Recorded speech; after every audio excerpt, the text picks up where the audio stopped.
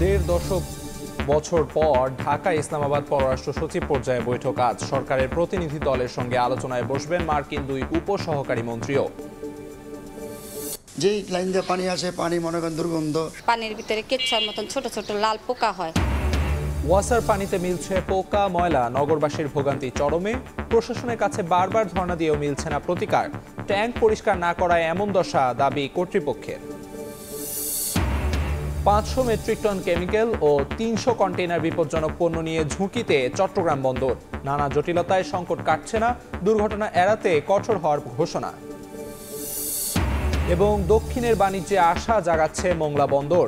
এবার চীনের বিনিয়োগে নতুন সম্ভাবনার হাতছানি। উন্নয়ন প্রকল্প বাস্তবায়ন হলে বাড়বে সফলতা ও আমদানি রফতানি।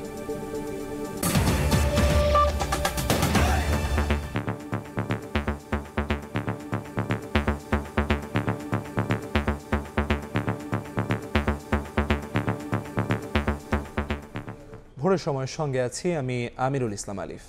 15 বছর পর বাংলাদেশ পাকিস্তান পররাষ্ট্র সচিব পর্যায়ে বৈঠক আজ।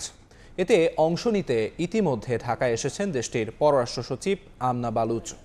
বৈঠকে বাণিজ্যিক স্বার্থ বিবেচনায় রাখার পাশাপাশি স্বাস্থ্য, শিক্ষা ও পর্যটন নিয়ে আলোচনার তাগিদ আন্তর্জাতিক সম্পর্ক বিশ্লেষকদের। প্রায় 15 বছর পর আগামী বৃহস্পতিবার ঢাকায় বাংলাদেশ ও পাকিস্তানের পররাষ্ট্র সচিব পর্যায়ের বৈঠক অনুষ্ঠিত হবে। পাকিস্তানের প্রতিনিধি দলের নেতৃত্ব দিতে বুধবার ঢাকায় এসেছেন দেশটির পররাষ্ট্র সচিব আমনা বালুচ। পররাষ্ট্র মন্ত্রণালয় সূত্রে জানা গেছে, দ্বিপাক্ষিক বৈঠকে পারস্পরিক স্বার্থ নিয়ে আলোচনা করবে দুই দেশ। আন্তর্জাতিক সম্পর্ক বিশ্লেষকরা বলছেন, ইসলামাবাদের সঙ্গে ঢাকার বাণিজ্যিক সম্পর্ক বৃদ্ধিতে দুই দেশকেই মনোযোগী হতে হবে। দুই দেশের সম্পর্ক সৌহার্দ্যপূর্ণ পর্যায়ে নিয়ে যাওয়ার জন্য ভবিষ্যতে বাংলাদেশের সাথে যে অমীমাংসিত বিষয়গুলি আছে সেইগুলি নিয়ে আলোচনার একটা রাস্তা তৈরি করা। আমাদের সম্পর্ক পাকিস্তানের সাথে আবার অন্য তৃতীয় দেশকে চিন্তা করে যেন করা না হয়। সবসময় সম্পর্ক করতে হবে বাংলাদেশ কেন্দ্রিক, যে আমার জনগণ লাভ করছে কিনা। তাদের মতে আলোচনা হতে পারে 71-এর অমীমাংসিত বিষয়গুলো নিয়েও। 71-এর অ্যাসেট নিয়ে কিন্তু এখনো সমাধান হয়নি। যেহেতু 71-এ অ্যাসেটের একটা বিষয় রয়ে গেছে, তো এটা যদি পাকিস্তান তাড়াতাড়ি সমাধান করে ফেলতে পারে, তাহলে ওই যে রাজনৈতিক যে পরিবেশটা তৈরি হয়েছে সেটার আরেকটা আমরা লেভেলে আসতে পারলাম। ভূ রাজনীতিগত এবং বাংলাদেশের অর্থনৈতিক অবকাঠামোর স্ট্রেংথেন করার জন্য পাকিস্তানের সাথে এক ধরনের সম্পর্ক তৈরি করাটা খুব জরুরি। পাকিস্তানের উপপ্রধানমন্ত্রী এবং পররাষ্ট্রমন্ত্রী ইসহাক দার চলতি মাসের শেষের দিকে ঢাকা সফর করবেন বলে জানা গেছে।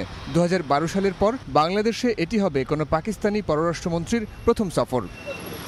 সাইফুল রুদ্র, সময় সংবাদ, ঢাকা। এদিকে ঢাকা সফররত যুক্তরাষ্ট্রের দুই উপসহকারী পররাষ্ট্রমন্ত্রী আজ সরকারের উচ্চ পর্যায়ের প্রতিনিধিদের সঙ্গে বৈঠকে বসবেন।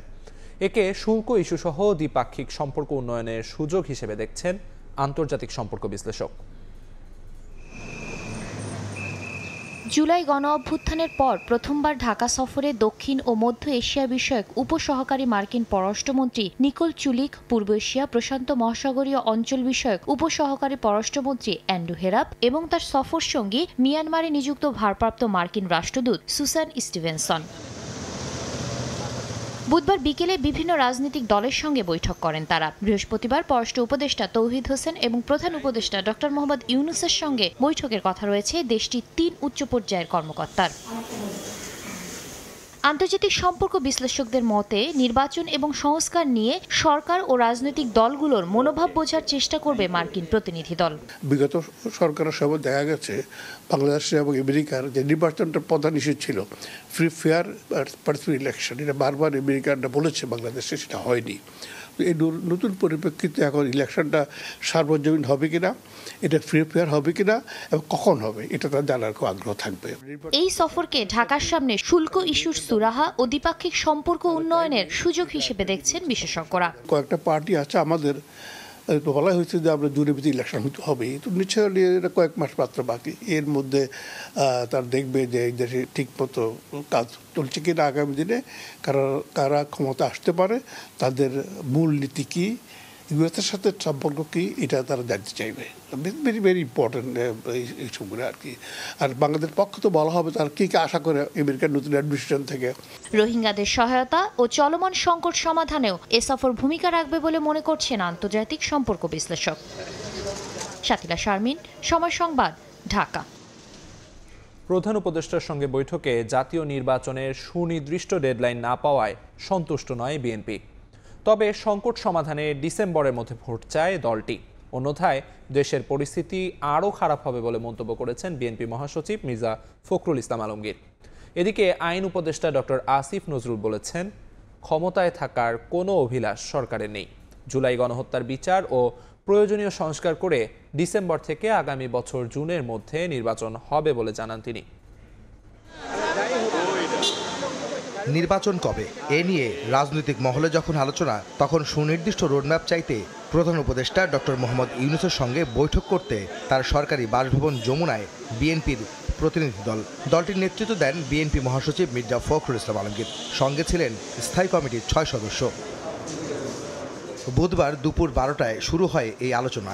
2 ঘণ্টাব্যাপী চলে এই বৈঠক। পরে গণমাধ্যমে বিএনপি মহাসচিব জানান, নির্বাচন ও সংস্কার প্রস্তাব সহ সাম্প্রতিক নানা বিষয়ে আলোচনা হলেও নির্বাচনী রোডম্যাপ ইস্যুতে সন্তুষ্ট নন তারা। তিনি যুক্তি তুলে ধরে বলেন, এ বছরে নির্বাচন না হলে দেশে রাজনৈতিক ও অর্থনৈতিক সহ নানা সংকট তৈরি হতে পারে। তাই ডিসেম্বরের মধ্যেই নির্বাচন চায় বিএনপি। প্রধান উপদেষ্টা মহোদয় তিনি তার সুনির্দিষ্ট কোনো ডেডলাইন আমাদের দেননি। তিনি বলেছেন যে ডিসেম্বর থেকে জুনের মধ্যে তিনি নির্বাচন শেষ করতে চান। আমরা একেবারেই সন্তুষ্ট নই। আমরা পরিষ্কার করেই বলেছি যে আমরা ডিসেম্বর কাট আউট টাইম, ডিসেম্বরের মধ্যে নির্বাচন যদি না হয় তাহলে দেশে যে রাজনৈতিক পরিস্থিতি, অর্থনৈতিক পরিস্থিতি এবং সামাজিক পরিস্থিতি সেটা আরও খারাপের দিকে যাবে। সেটা তখন নিয়ন্ত্রণ করা বেশ কঠিন হবে। উনি এই কথা বলেননি যে ডিসেম্বরে হবে না, কিন্তু জুন পর্যন্ত নিয়েছেন। আমরা এই কথাটা পরিষ্কার করে বলেছি যে hour cut out time is December. সংস্কার প্রস্তাবের সঙ্গে রাজনৈতিক দলগুলো একমত হলে দ্রুতই জুলাই চার্টার করতে বিএনপি রাজি বলেও জানান মির্জা ফখরুল। চলমান যে সংস্কার কমিশনগুলো করা হয়েছে, উদ্যোগ নেওয়া হয়েছে সরকারের পক্ষ থেকে, আমরা জানেন যে আমরা সেগুলোতে সম্পূর্ণভাবে সহযোগিতা করছি। আমরা খুব স্পষ্ট করে বলেছি যে যে বিষয়গুলোতে ঐকমত্য হবে সব দলগুলোর, সমস্ত দলগুলোর, সেগুলো নিয়ে আমরা একটা চার্টার করতে রাজি আছি আপনারা, এবং তারপরে সেটার উপর ভিত্তি করে আমরা বাকি নির্বাচনের দিকে চলে যেতে পারি। পরে আইন উপদেষ্টা আসিফ নজরুল বৈঠকটি ইতিবাচক হয়েছে মন্তব্য করে জানান, নির্বাচনের আগে প্রয়োজনীয় সংস্কার ও গণহত্যার বিচার করে যেতে চায় ডক্টর ইউনূসের সরকার। ক্ষমতায় থাকার অভিলাষ নেই উল্লেখ করে তিনি বলেন, ডিসেম্বর থেকে আগামী বছরের জুনের মধ্যে নির্বাচন করাই অন্তর্বর্তী সরকারের লক্ষ্য। আমরা যদি কোনো বিচার না করে যাই, কোনো বিচার না করে আমরা যদি ইলেকশন দিই, আমরা মানুষের কাছে নিজের কাছে জবাব দেবো কীভাবে? ফলে শুধু ইলেকশনটা সংস্কার, নির্বাচন, ইলেকশনের ব্যাপারটা সংস্কার, বিচার এবং আমাদের সরকারের গৃহীত কিছু পদক্ষেপের উপর নির্ভর করে। এই জন্যই ডিসেম্বর থেকে জুন টাইমলাইনটা বলা হয়। কোনো অবস্থাতেই জুন অতিক্রম করা হবে না। ডিসেম্বর থেকে জুন মানে যে আমরা ইচ্ছা করে একটু বেশি ক্ষমতা ভোগ করার জন্য বা এমনি অকারণে আমরা 1 মাস 2 মাস বেশি ক্ষমতা থাকলাম, মোটেও সেটা না। ডিসেম্বরের থেকে জুনের মধ্যে যত তাড়াতাড়ি সম্ভব। বৃহস্পতিবার জাতীয় সংসদের এলডি হলে জাতীয় ঐক্যমত কমিশনের সঙ্গে বিএনপির বৈঠকের কথা রয়েছে। আহমেদ সালেহীন, সময় সংবাদ, ঢাকা। আগামী রমজানের আগে জাতীয় নির্বাচন চায় জামায়াতে ইসলাম। মার্কিন 2 উপসহকারী পররাষ্ট্রমন্ত্রীর সঙ্গে সাক্ষাতে এমনটা জানিয়েছেন সংগঠনের আমির ডক্টর শফিকুর রহমান।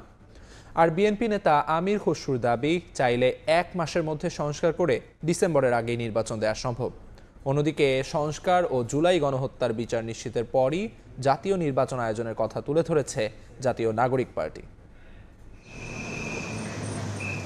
3 দিনের সফরে ঢাকায় দক্ষিণ ও মধ্য এশীয় বিষয়ক উপসহকারী পররাষ্ট্রমন্ত্রী নিকোল চুলিক, পূর্ব এশিয়া ও প্রশান্ত মহাসাগরীয় অঞ্চল বিষয়ক উপসহকারী পররাষ্ট্রমন্ত্রী অ্যান্ড্রু হেরাপ বুধবার দুপুরে রাজধানীর গুলশানে মার্কিন ডেপুটি হেড অব মিশনের বাসভবনে উচ্চ পর্যায়ের প্রতিনিধি দলের সঙ্গে বৈঠকে বসেন জামাতে ইসলামে আমিরের নেতৃত্বে প্রতিনিধি দল। প্রায় 1 ঘণ্টার বৈঠক শেষে ডাক্তার শফিকুর রহমান জানান, আগামী ফেব্রুয়ারিতে রমজানের আগে জাতীয় নির্বাচন এবং মার্কিন শুল্ক প্রত্যাহারের প্রত্যাশার কথা জানিয়েছে জামাত। আমরা তাদেরকে অনুরোধ করেছি যে আমাদের দেশ এখন একটা ক্রিটিক্যাল জাংচারে আছে একটা ক্রুশিয়াল টাইম পাস করছি। এই সময় আমেরিকার পক্ষ থেকে 37% যে ট্যারিফ ইম্পোজ করা হয়েছে এটা যেন তারা পুনর্বিবেচনা করে। প্রধান উপদেষ্টা বলেছেন যে তিনি এই দেশের এই বছরের ডিসেম্বর অথবা আগামী বছরের জুনের মধ্যে ইলেকশন দেবেন। আমরা তার কমিটমেন্টে তিনি ঠিক আছেন এটা দেখতে চাই। আর আমাদের ভিউ হচ্ছে যে এটা রমজানের আগেই শেষ হয়ে যাওয়া দরকার। ওই জুন পর্যন্ত অপেক্ষা করলে তখন বর্ষা, ঝড়, ঝাপটা, বিভিন্ন ধরনের প্রাকৃতিক দুর্যোগ আসবে, তখন আবার ইলেকশনটা অনিশ্চিত হয়ে যাওয়ার আশঙ্কা দেখা দিবে। এরপর জাতীয় নাগরিক পার্টির আহ্বায়ক নাহিদ ইসলামের নেতৃত্বে দলটির সদস্যরা নিকোল অ্যান্ড্রুর সঙ্গে বৈঠকে বসেন। নাহিদ ইসলাম বেরিয়ে এসে গণমাধ্যমকে বলেন, জুলাই হত্যাকাণ্ডের বিচার এবং সংস্কার প্রক্রিয়া শেষ না করে নির্বাচনে আগ্রহী নয় এনসিপি। আমাদের যে তিনটি দাবি, বিচার, সংস্কার এবং গণপরিষদ নির্বাচন, সেটি আমরা সুস্পষ্টভাবে বলেছি। আমরা বলেছি যে আমরা এখানে কোনো ধরনের ন্যূনতম সংস্কার নয়, বরং মৌলিক সংস্কার, রাষ্ট্রের গুণগত পরিবর্তনের জন্য আমরা কাজ করছি এবং কোনো ধরনের পরিবর্তন ছাড়া নির্বাচনের দিকে গেলে সেই নির্বাচনটি গ্রহণযোগ্য হবে না। সেই নির্বাচনে জাতীয় নাগরিক পার্টি অংশগ্রহণ করবে কিনা সেটাও বিবেচনাধীন থাকবে। এদিন বিকেল 4টায় মির্জা ফখরুল ইসলাম আলমগীরের নেতৃত্বে 3 সদস্যের বিএনপির প্রতিনিধি দল মার্কিন ডেপুটি হেড অফ মিশনের বাসায় আসেন। বৈঠক শেষে স্থায়ী কমিটির সদস্য আমির খসরু মাহমুদ চৌধুরী বলেন, চাইলে 1 মাসের মধ্যে সংস্কার করে ডিসেম্বরের আগেই নির্বাচন দেওয়া সম্ভব। আমরা বলেছি আসলে নির্বাচন ডিসেম্বর আগেও হতে পারে, কারণ হচ্ছে কি এখানে তো হচ্ছে সংস্কারের কথা বলা হচ্ছে, যে সংস্কারগুলো ঐক্যমত হবে সেটা তো আমরা 15-20 দিন 1 মাসের মধ্যে করে ফেলতে পারি। শাতিলা শারমিন, সময় সংবাদ, ঢাকা। বিডিআর হত্যাকাণ্ডের ঘটনায় তদন্ত কার্যক্রম পুরোদমে এগিয়ে চলছে জানিয়ে তদন্ত প্রতিবেদন আগামী জুনের মধ্যে চূড়ান্ত করা হবে বলে প্রত্যাশা ব্যক্ত করেছেন বিডিআর হত্যাকাণ্ডের ঘটনায় গঠিত তদন্ত কমিশন। বুধবার বিকেলে যমুনায় প্রধান উপদেষ্টার সঙ্গে সাক্ষাৎ করে তদন্তের অগ্রগতি সম্পর্কে অবহিত করেন তদন্ত কমিশনের সদস্যরা। এ সময় কমিশন প্রধান অবসরপ্রাপ্ত মেজর জেনারেল আলম ফজলুর রহমান জানান, অভিযুক্ত অনেকেই দেশের বাইরে অবস্থান করছেন। পররাষ্ট্র মন্ত্রণালয়ের সঙ্গে সমন্বয় করে তাদের বিষয়ে খোঁজ নিচ্ছে কমিশন।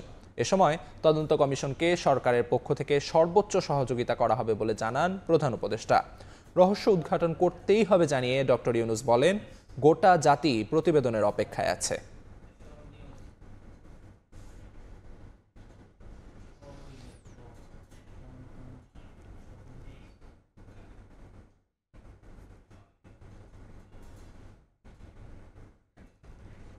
শিক্ষার্থীদের আন্দোলনের মুখে অবশেষে ঢাকা পলিটেকনিক ইনস্টিটিউটের অধ্যক্ষ মোহাম্মদ মুস্তাফিজুর রহমান খানকে বদলি করা হয়েছে। তার স্থানে নিযুক্ত করা হয়েছে উপাধ্যক্ষ শাহেলা পারভিনকে। বুধবার রাতে শিক্ষা মন্ত্রণালয়ের কারিগরি ও মাদ্রাসা শিক্ষা বিভাগ থেকে জারি হওয়া এক প্রজ্ঞাপনে নিশ্চিত করা হয় এ তথ্য। সেখানে আরও জানানো হয়, মোহাম্মদ মুস্তাফিজুর রহমান খানকে সংযুক্ত করা হয়েছে কারিগরি শিক্ষা অধিদপ্তরে। জনস্বার্থে জারিকৃত আদেশ তাৎক্ষণিকভাবে কার্যকরের বিষয়েও উল্লেখ করা হয় প্রজ্ঞাপনে।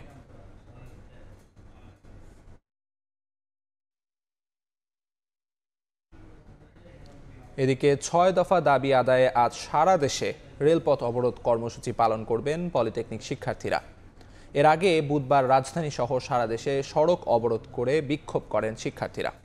এতে যান চলাচল বন্ধ হয়ে গেলে দুর্ভোগে পড়েন সাধারণ মানুষ।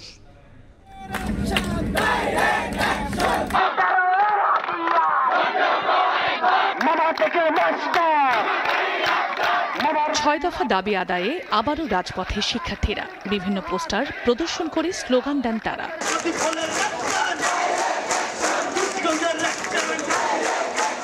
বুধবার সকাল 10টায় রাজধানীর তেজগাঁওয়ে সড়ক অবরোধ করেন কারিগরি শিক্ষার্থীরা। এতে যান চলাচল বন্ধ হয়ে যায়। দাবি আদায় না হওয়া পর্যন্ত আন্দোলন চালিয়ে যাওয়ার হুঁশিয়ারি দেন তারা।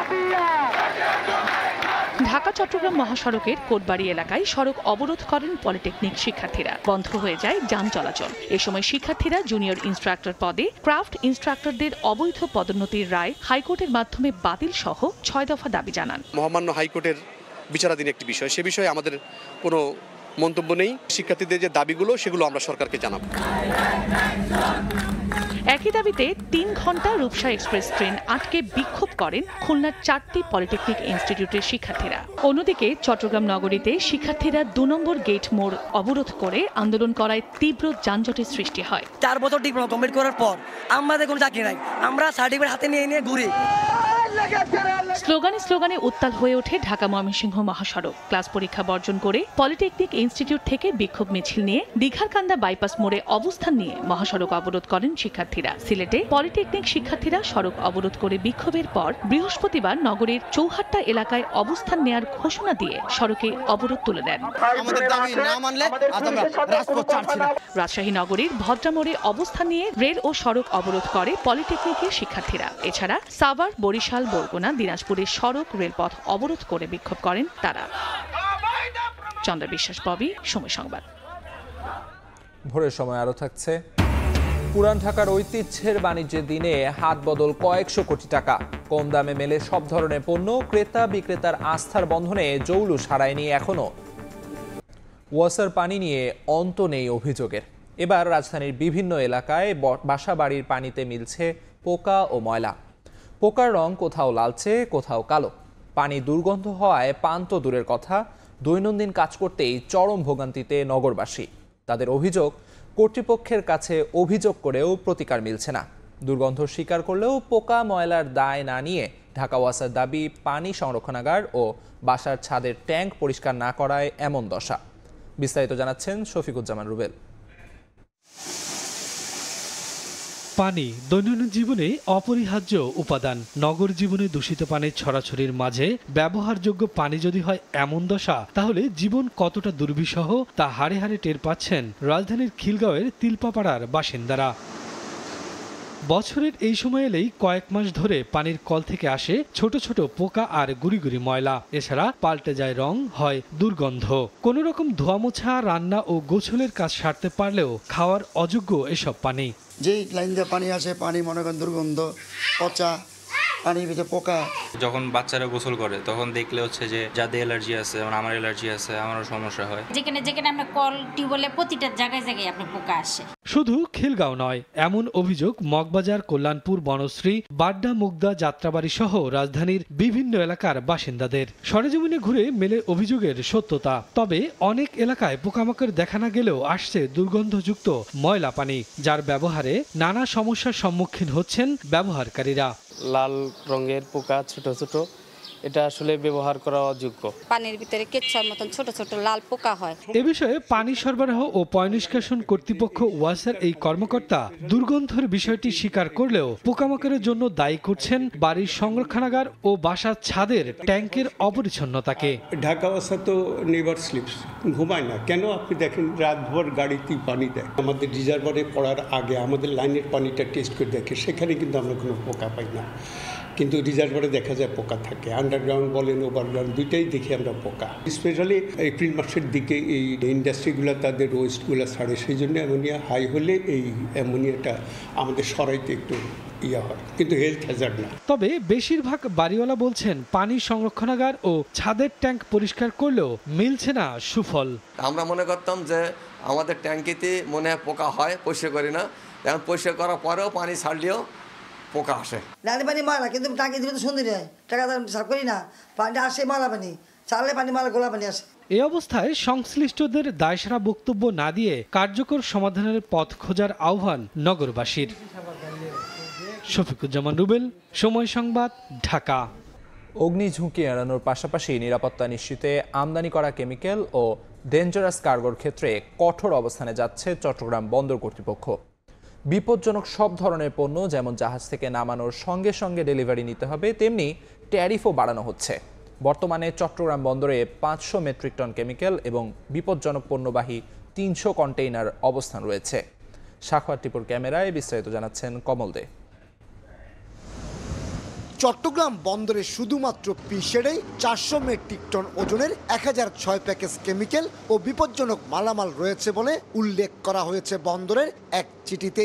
এর মধ্যে দীর্ঘদিনের পুরাতন ও ধ্বংসযোগ্য কেমিক্যাল এবং ডেঞ্জারাস কার্গোর পরিমাণ 59 মেট্রিক টন ওজনের 196 প্যাকেজ। পরে থাকা এসব পণ্য নিলামের পাশাপাশি নতুনভাবে আমদানি করা ডেঞ্জারাস কার্গো দ্রুত ডেলিভারি করতে কঠোর অবস্থানে যাচ্ছে বন্দর কর্তৃপক্ষ।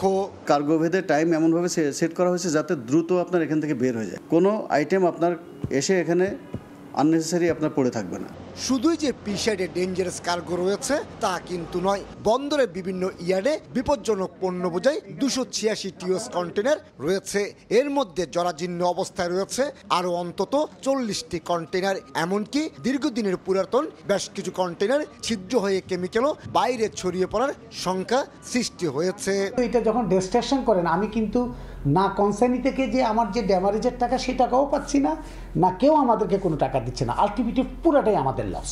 এই অবস্থায় দুর্ঘটনার ঝুঁকি এড়াতে ডেঞ্জারাস কার্গো ট্যারিফ বাড়ানোর পরিকল্পনা নিয়েছে চট্টগ্রাম বন্দর কর্তৃপক্ষ।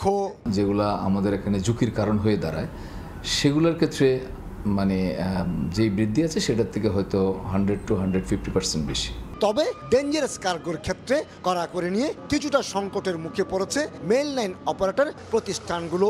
বিশেষ করে আমদানিকারকরা কেমিক্যাল কিংবা ডেঞ্জারাস কার্গো ছাড় করাতে বিলম্ব করলে মেইল লাইন অপারেটরদেরকে নানামুখী জটিলতায় পড়তে হচ্ছে বলে অভিযোগ উঠেছে। কোম্পানি কখন মালগুলো ক্লিয়ার করে নিয়ে যাবে এটা তার বিষয়, আমরা আমাদের দিক থেকে শুধুমাত্র তাদেরকে পুশ করে এক্সপিডাইট করার জন্য বলতে পারি। অবশ্য গত বছরের শেষ 2 মাসে 59 কন্টেনার বোঝাই কেমিক্যাল এবং বিপজ্জনক পণ্য ধ্বংস করেছে চট্টগ্রাম কাস্টম হাউস। এর মধ্যে 15 থেকে 20 বছরের পুরানো কেমিক্যালও ছিল। দুর্ঘটনার পাশাপাশি অগ্নি ঝুঁকি এড়াতে বন্দরের ইয়ার্ডে এ ধরনের কেমিক্যালবাহী কন্টেনার কিংবা ডেঞ্জারাস কার্গো রাখার পক্ষপাতী নয় কর্তৃপক্ষ। আর তাই আমদানি হওয়া এ ধরনের ডেঞ্জারাস কার্গো কেমিক্যাল দ্রুত খালাসের সিদ্ধান্ত জানিয়ে দিয়েছে বন্দর কর্তৃপক্ষ।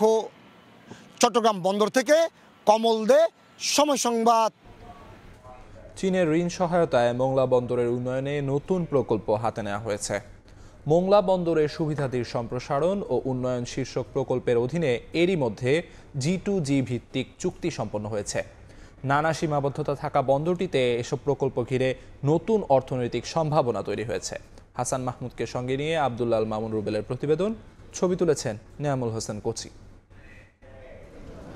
রাজধানীর সঙ্গে সহজ যোগাযোগ মাধ্যমের কারণে গত 2 বছরের বেশি সময় ধরে মোংলা বন্দর ঘিরে আগ্রহ বাড়ছে আমদানি রফতানিকারক ব্যবসায়ীদের। তবে জেটি সংকট, নদীর গভীরতা কম থাকা, আধুনিক অবকাঠামোর অভাব সহ রয়েছে নানা সীমাবদ্ধতা। বড় আকারে জাহাজ না আনতে পারি, বেশি মাল আনতে না পারলে আমাদের কস্টিং এফেক্টিভ হবে না, কস্ট এফেক্টিভ না হলে কেউ এদিকে ইন্টারেস্টেড হবে না। এসব সীমাবদ্ধতা বিবেচনায় নিয়ে এবার বন্দরের উন্নয়নে বড় ধরনের প্রকল্প হাতে নিয়েছে কর্তৃপক্ষ। মোংলা বন্দরের সুবিধাদির সম্প্রসারণ ও আধুনিকায়ন শীর্ষক 4068 কোটি টাকা ব্যয়ের এ প্রকল্প বাস্তবায়ন হতে যাচ্ছে, যার মধ্যে 3592 কোটি টাকা ঋণ সহায়তা দেবে চীন। বাকি টাকা পাওয়া যাবে সরকারি বরাদ্দে। চায়না সিভিল ইঞ্জিনিয়ারিং কনস্ট্রাকশন কর্পোরেশনের সঙ্গে চুক্তি স্বাক্ষর হয় গত 25 মার্চ। 2028 সালে প্রকল্পটির মেয়াদ শেষ হওয়ার কথা রয়েছে। 2টি জেটি নির্মাণ করব এই প্রকল্পের আওতায়, কন্টেনার ইয়ার্ড নির্মাণ করব এবং কন্টেনার ডেলিভারি ইয়ার্ড নির্মাণ করব। আইসিটি ফ্যাসিলিটিস গুলো ডেভেলপ করব যাতে বন্দরের অটোমেশন হয়।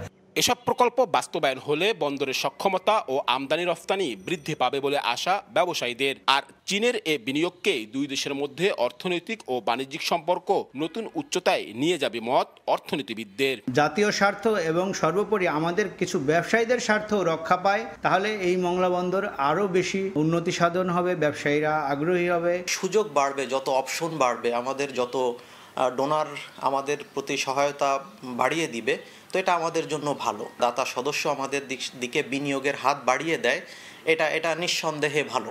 সুন্দরবনের কোল ঘেঁষে পশুর নদীর পূর্ব তীরে 1950 সালে মোংলা বন্দর প্রতিষ্ঠিত হয়। বর্তমানে বন্দরের 5টি জেটিতে 22টি নোঙর পয়েন্টে একসঙ্গে 47টি জাহাজ ভিড়তে পারে।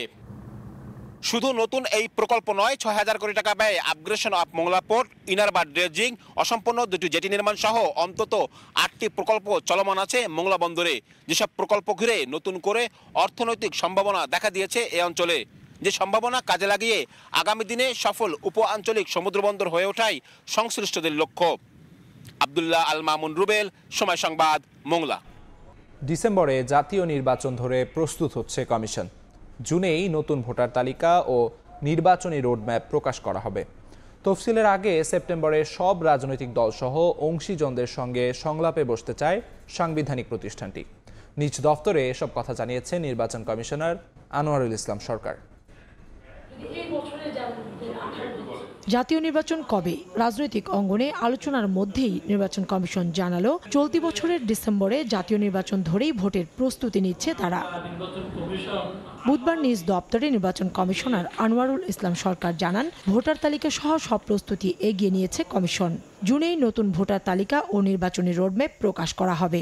আমরা আশা করি যে জুনের মধ্যে আমাদের কমপ্লিট ভোটার তালিকাটা আমরা পেয়ে যাব। শিডিউল ডিক্লারের আগ পর্যন্ত যাদের বয়স 18 হবে তাদেরকে যাতে আমরা ভোটার তালিকায় অন্তর্ভুক্ত করতে পারি এবং তারা যাতে ভোট দিতে পারে। মুদ্রিত যেই কর্মপরিকল্পনা, যেটি সাধারণত নির্বাচনের আগে নির্বাচন কমিশন পাবলিশ করে, সেটি জুন জুলাইয়ের দিকে আমরা হয়তোবা আশা করি যে আপনারা প্রিন্টেড কপি পেয়ে যাবেন। আরপিও, আচরণবিধি, নীতিমালা সহ আইন সংস্কার, সীমানা নির্ধারণ, নতুন দলের নিবন্ধন সহ সার্বিক কাজ শেষ করে তফসিলের আগে রাজনৈতিক দল সহ অংশীজনদের সঙ্গে সেপ্টেম্বরে সংলাপ করতে চায় ইসি। সরকার ঘোষিত একটা টাইমলাইন অনুযায়ী আমরা প্রস্তুতি নিচ্ছি।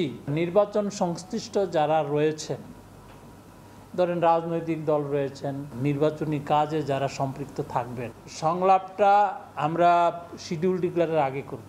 আগস্ট সেপ্টেম্বর ধরতে পারেন।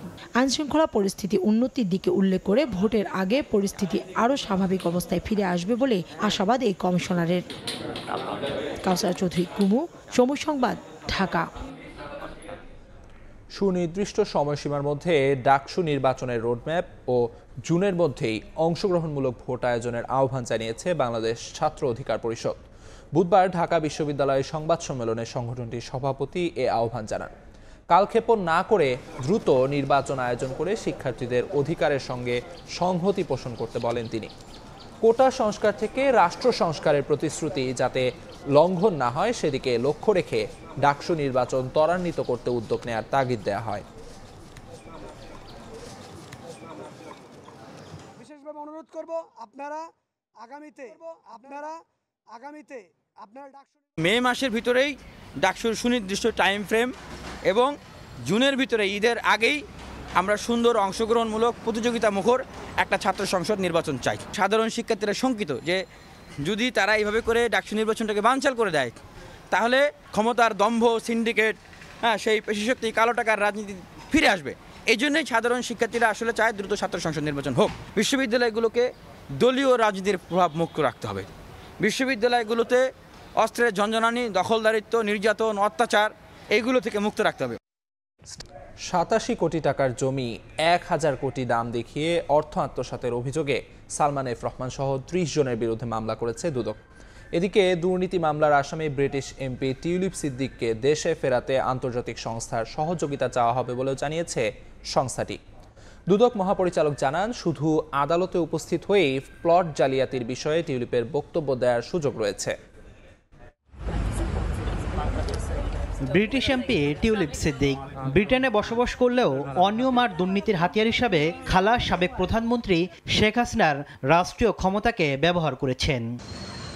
আওয়ামী লীগ ক্ষমতায় থাকাকালে 2000 সালে গুলশানে সরকারি লিজকৃত জমির প্লট ইস্টার্ন হাউজিংয়ের নামে অনুমোদনের ব্যবস্থা করেন টিউলিপ। বিনিময়ে বাগিয়ে নেন একটি ফ্ল্যাট। একইভাবে 2022 সালে পূর্বাচলে মা রেহনা এবং ভাই বোনের নামে 10 কাঠা করে রাজুকের প্লট বরাদ্দ পেতে প্রভাব খাটান টিউলিপ। এ ঘটনায় দুদক সম্প্রতি আদালতে চার্জশিট দাখিল করলে তার বিরুদ্ধে গ্রেফতারি পরোয়ানা জারি করে। আগামী 27 এপ্রিল টিউলিপের আদালতে হাজির হওয়ার দিন নির্ধারিত রয়েছে। দুদক মহাপরিচালক জানান, দুর্নীতির বিষয়ে তার বক্তব্য আদালতেই দিতে হবে। আত্মপক্ষ সমর্থনের সুযোগ নেয়ার বিষয়টা একান্তই তার, এটা তিনি বিজ্ঞ আদালতে এসে সেই সুযোগটা নিতে পারেন। আদালতে হাজির না হলে তাকে ফেরাতে কি ইন্টারপোলের সহযোগিতা নেবে দুদক? সাংবাদিকদের এমন প্রশ্নে সংস্থাটি জানায়, আদালতের নির্দেশনা মেনে আন্তর্জাতিক সংস্থার সহযোগিতায় টিউলিপকে ফেরাতে কাজ করবে দুদক। ক্রিমিনাল ল অ্যামেন্ডমেন্ট অ্যাক্ট 1958 সুনির্দিষ্টভাবে বলা আছে কি করণীয়। বিজ্ঞ আদালত যেভাবে আমাদেরকে নির্দেশনা দিবেন সেভাবেই প্রয়োজনীয় আইনানুগ ব্যবস্থা নেওয়া হবে। এদিন 87 কোটি টাকার জমি 1000 কোটি দেখিয়ে অর্থ আত্মসাতের অভিযোগে সালমান এফ রহমান, তার ছেলে সায়ান এফ রহমান সহ মোট 30 জনের বিরুদ্ধে মামলা করেছে দুদক। তাসলিম তৌহিদ, সময় সংবাদ, ঢাকা। জুলাই আগস্টের হত্যাযজ্ঞের বিচারে আন্তর্জাতিক অপরাধ ট্রাইব্যুনাল যাত্রা শুরুর পর প্রায় 350 অভিযোগ পড়েছে, যেখানে হত্যাকাণ্ড ছাড়াও রয়েছে পারিবারিক দ্বন্দ্ব নিয়ে অভিযোগ, যা হাস্যকর বলছেন প্রসিকিউটর। জুলাই আগস্টের হত্যাযজ্ঞের বিচারে আন্তর্জাতিক অপরাধ ট্রাইব্যুনালের যাত্রা শুরুর পর এখন পর্যন্ত প্রায় 350 অভিযোগ পড়েছে প্রসিকিউশন ও তদন্ত সংস্থায়। অভিযোগে গণ অভ্যুত্থানে হত্যাকাণ্ডের বিষয় যেমন রয়েছে, তেমনি পারিবারিক দ্বন্দ্ব নিয়েও অভিযোগ দেওয়া হয়েছে আন্তর্জাতিক অপরাধ ট্রাইব্যুনালে। বুধবার একটি অভিযোগের বিষয়ে জানতে চাইলে প্রসিকিউটর জানান, স্বামী স্ত্রীর দ্বন্দ্ব, জমি জমা নিয়ে ভাইয়ে ভাইয়ে অমিল, ব্যবসায়িক ঝামেলা নিয়েও অভিযোগ জমা পড়েছে, যা হাস্যকর। ইতোমধ্যে ট্রাইব্যুনালে এমন পিকুলিয়ার অভিযোগ আসছে, ঘরের সংসারে একজনের সাথে আরেকজনের বনিবনা হয় নাই, জায়গা জমি নিয়ে বিরোধ, ভাইয়ে ভাইয়ে বিরোধ, স্বামী স্ত্রীর বিরোধের অভিযোগও আমরা ইতিমধ্যে পেয়েছি। সেগুলো মানবতা বিরোধী অপরাধের সাথে সম্পৃক্ত না হয় আমরা ইনস্ট্যান্টলি রিজেক্ট করেছি। তাহলে প্রশ্ন থাকে, এসব নিয়ে তদন্ত সংস্থা ও প্রসিকিউশনের ভূমিকা কি? জুলাই আগস্টে হত্যাযজ্ঞ নিয়ে কেউ যদি ভুয়া অভিযোগ করেন, তাহলে প্রক্রিয়ায় বা কি হবে, তার জবাবও দেন প্রসিকিউশন। ট্রাইব্যুনালে এই যে অভিযোগগুলো করা হয়, এটি প্রসিকিউশন অফিসে করা হলে আমরা তদন্তকারী কর্মকর্তা বা তদন্ত সংস্থা এটি আমরা তদন্তের জন্য প্রেরণ করি। তদন্ত সংস্থা এই অভিযোগের ভিত্তিতে একটি তদন্ত করেন। তদন্ত কমপ্লিট হওয়ার পরে তদন্ত প্রতিবেদন তদন্তকারী কর্মকর্তা চিফ প্রসিকিউটর বরাবর প্রেরণ করেন। চিফ প্রসিকিউটর যদি স্যাটিসফাই হন, তখনই কেবল উনি বাদী হয়ে ট্রাইব্যুনালে মামলা করার জন্য আবেদন করেন। ভোরের সময় আরও থাকছে, সড়কে 22টি বৈদ্যুতিক খুঁটি রেখে এই সংস্কার কাজ। ঝিনাইদহের হরিণাকুণ্ডুতে দুর্ঘটনার ঝুঁকি নিয়েই চলছেন যাত্রী চালকরা। পল্লী বিদ্যুৎ সমিতিকে দুষছে এলজিইডি। আজ শেষ হচ্ছে বাংলাদেশকে দেয়া ঋণের চতুর্থ ও পঞ্চম কিস্তির অর্থ ছাড়ের আগে আইএমএফ দলের বাংলাদেশ সফরের আদ্যপান্ত তুলে ধরতে দুপুরে বাংলাদেশ ব্যাংকে করা হবে সংবাদ সম্মেলন। অর্থ উপদেষ্টা জানিয়েছেন, মোটা দাগে বাজেটের আকার ও ঘাটতি, রাজস্ব আয় বৃদ্ধি, বাজার ভিত্তিক মুদ্রা বিনিয়োগ হার নিশ্চিত করা সহ ব্যাংক খাতের সংস্কারের দিকে বেশি নজর সংস্থাটির। সফরকারীদের সুপারিশে জুনে মিলতে পারে অর্থ। অর্থনীতিকে টেকসই করতে আইএমএফের দেয়া শর্ত দ্রুত বাস্তবায়নের তাগিদ দিচ্ছেন ব্যবসায়ী নেতা ও অর্থনীতিবিদরা। বাজার ভিত্তিক মুদ্রা বিনিময় হার ও রাজস্ব আদায় বাড়তে দেয়া শর্ত পূরণে সন্তুষ্ট হতে পারেনি আইএমএফ। এতে আটকে যায় চতুর্থ কিস্তির ঋণ ছাড়। গেল 5 এপ্রিল ঢাকা সফরে এসেছে সংস্থাটির প্রতিনিধি দল। খতিয়ে দেখেছে তাদের দেয়া শর্ত পালনের অগ্রগতি। ওরা বাংলাদেশে ইকোনমি বলেছে মোটামুটি এখন things are stable, things are moving to the right direction, কিন্তু এই রিভিউর পর একটু দেখবে। ওরা বলছে উই আর স্যাটিসফাইড যে বাংলাদেশ ইকোনমি এখন তো স্টেবল আছে আর কি। এবার সফর জুড়ে বাজেটের আকার ও ঘাটতি, রাজস্ব আদায় বৃদ্ধি, বাজার ভিত্তিক মুদ্রা বিনিময় হার নিশ্চিত করা সহ ব্যাংক খাতের সংস্কারের দিকে বেশি নজর ছিল সংস্থাটির। আশাবাদী ওরা বলছে আমরা দেখবো, যাওয়ার পর তো আমি এপ্রিলে যাব 19 তারিখে, তারপরে ওরা মে জুনের দিকে মিটিং হলে তখন আমরা এই রিভিউর উপরেই তাদের রেকমেন্ডেশনটা হবে। আইএমএফ এর চাপানো নির্দেশনা অপ্রত্যাশিত নয়, বরং ভেঙে পড়া অর্থনীতিকে টেকসই করতে দরকার যত দ্রুত সম্ভব তাদের দেয়া শর্ত পূরণ করা। আইএমএফ আপনার তাদের যে প্যাকেজটা, সেই প্যাকেজটা নিয়ে এসছে একটাই কারণ যে এখানে যেটুকু চাপ তৈরি হয়েছে সেই চাপটার মধ্যে ফরেন এক্সচেঞ্জ রিজার্ভ থেকে শুরু করে ফরেন কারেন্সির যে রেট থেকে শুরু করে আমাদের সামষ্টিক অর্থনীতির যে সূচকগুলো আছে, সেখানে যদি একটা স্টেবিলিটি আমরা মেনটেন করতে পারি, তাহলে এটা এই স্টেবিলিটিটা মেনটেন করলে আবার দেখা যাচ্ছে কি সব কিছু আবার অনট্র্যাক থেকে উপরে দিকে যেতে শুরু করবে। রাজস্ব আদায় বাড়াতে আইএমএফের দেয়া শর্ত পূরণ হলে স্বয়ংক্রিয়ভাবে ব্যবসা বাণিজ্যের পরিবেশ উন্নত হবে বলে মনে করেন ব্যবসায়ীরা। ফিউমিগেশনটা যদি বাদ দেওয়া যায়, পোর্ট ম্যানেজমেন্ট যদি আপনার এখানে যদি একটু ফোকাস দেয় যে আমাদের মালগুলো আসলে তাড়াতাড়ি ছাড়িয়ে ঢাকাতে চলে আসলো, বা আমাদের আইসিডি পর্যন্ত অনেকে ইম্পোর্ট নেয়, হ্যাঁ, যেমন ধরেন চিটাং থেকে আইসিডিতে তাড়াতাড়ি মালটা চলে আসলো, ভিয়েতনামে যেন আপনার এই জিনিসগুলো খুব তাড়াতাড়ি হয়ে যায়। এখানে কিন্তু ধরেন ডিউটি ফ্রি মাল আসলেও কিন্তু ওটা ছাড়াতেও কিন্তু একটা টাইম লাগে, এই টাইমটাকে কিন্তু কমিয়ে আনতে হবে। 470 কোটি মার্কিন ডলারের ঋণ চুক্তির পর 2023 সালের ফেব্রুয়ারিতে প্রথম কিস্তিতে 47 কোটি 62 লাখ ডলার, ডিসেম্বরে দ্বিতীয় কিস্তিতে 68 কোটি 20 লাখ ডলার ও গত বছর জুনে তৃতীয় কিস্তিতে 115 কোটি ডলার ছাড় করেছে আইএমএফ। সাইফুল ইসলাম, সময় সংবাদ, ঢাকা। বেনাপোল দিয়ে ভারতের সঙ্গে স্বাভাবিক আছে রফতানি বাণিজ্য। বাংলাদেশ থেকে গার্মেন্টস পণ্য যাচ্ছে দেশটিতে। এছাড়াও নেপাল, ভুটান ও মিয়ানমারের সঙ্গেও বাংলাদেশের রফতানি বাণিজ্য স্বাভাবিক আছে। বেনাপোল প্রতিনিধি আজিজুল হকের তথ্য ও শাওন হোসেনের ছবিতে রিপোর্ট। বিমানবন্দরে পণ্য জটের কারণ দেখিয়ে গত ৮ এপ্রিল বাংলাদেশের জন্য ট্রান্সশিপমেন্ট সুবিধা বন্ধ করে দেয় ভারত। অর্থাৎ ভারতের মাটি ব্যবহার করে তৃতীয় কোনো দেশে পণ্য রফতানি করতে পারবে না বাংলাদেশ। তবে বেনাপোল দিয়ে ভারতে বাংলাদেশি পণ্য রফতানি স্বাভাবিক রয়েছে। আমরা ঢাকা থেকে গার্মেন্টস শিল্প নিয়ে বেনাপোলে আসছি। আমরা ইন্ডিয়া ঢুকবো পেট্টাপোলে। আমাদের এই গার্মেন্টস শিল্প সারা বহির্বিশ্বে রপ্তানি হয়। ভারতের সাথে যে আমাদের বিশাল রপ্তানি এবং আমদানি বাণিজ্য, বিশেষ করে রপ্তানিটা, সেটি বহাল আছে এবং সেটি স্বাভাবিক রয়েছে। এছাড়া ভারতের ভূখণ্ড ব্যবহার করে নেপাল, ভুটান ও মিয়ানমারেও বাংলাদেশি পণ্যের রফতানি চলমান আছে বলে জানিয়েছেন C&F এজেন্টরা। এটা যদি ভূখণ্ডের দিক থেকে যদি বাতিল করতো তাহলে কিছুটা প্রবলেম পড়তো, কারণ আমাদের মিয়ানমার, নেপাল, ভুটান সহ তৃতীয় রাষ্ট্রগুলোতে যে রপ্তানিগুলো করি সেই ক্ষেত্রে আমাদের প্রবলেম হতো। এটাতে আমাদের খুব রেয়ার কেস, খুব সমস্যার কথা না। বন্দর তথ্য মঙ্গলবার বেনাপোল ব্যবহার করে ভারত থেকে আমদানি হয়েছে 446 ট্রাক পণ্য। আর ট্রান্সশিপমেন্ট সুবিধা বাতিলের পর মঙ্গলবার রপ্তানি পণ্যবাহী ট্রাকের সংখ্যা ছিল 153। সময় সংবাদ, বেনাপোল। দেশের ভোগ্য পণ্য বাজারের বড় একটি অংশ নিয়ন্ত্রণ হয় পুরান ঢাকা থেকে। শত শত বছর আগে সেই গোড়াপত্তন থেকে সমান ব্যস্ততা চোখে পড়ে মৌলভীবাজার, শ্যামবাজার সহ পুরান ঢাকার বাজারগুলোতে। আরব ধাঁচ থেকে সরে এলেও এখনও কাপড়ের বড় ব্যবসা কেন্দ্র হিসেবে জৌলুস ধরে রেখেছে বুড়িগঙ্গা পাড়ের ইসলামপুর। ব্যবসায়িক লেনদেনে যেমন হিসাব রাখা হয় খাতা কলমে, তেমনি সর্বোচ্চ গুরুত্ব দেওয়া হয় প্রতিশ্রুতি রক্ষায়। শাহিনুর রহমান, সাইফুল ইসলাম ও মোবারক শুভর ক্যামেরায় ইয়ানুর শিফাতের রিপোর্ট।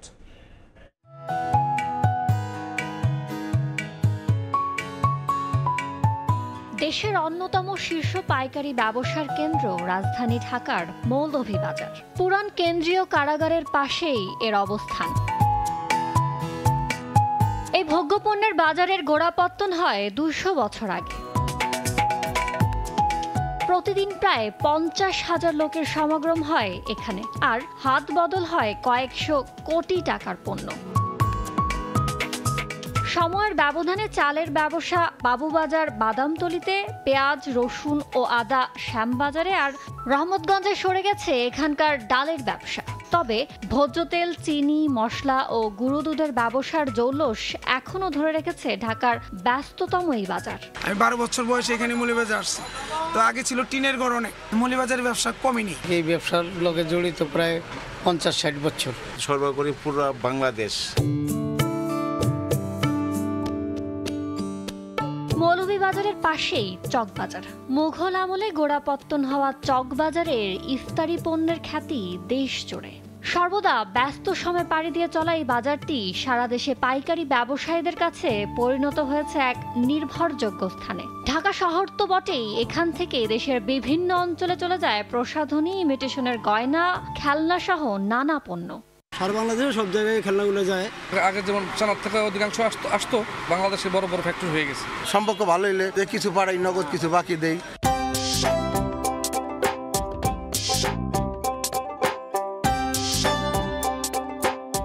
ঢাকার ঐতিহ্যবাহী আরেকটি ব্যবসায়িক কেন্দ্র শ্যামবাজার। ব্রিটিশ আমলে বুড়িগঙ্গার পাড়ে গড়ে ওঠা এই বাজার দিনরাত ব্যস্ত দেশ জুড়ে পেঁয়াজ, মরিচ, আলু, রসুন, আদা, হলুদ সরবরাহে।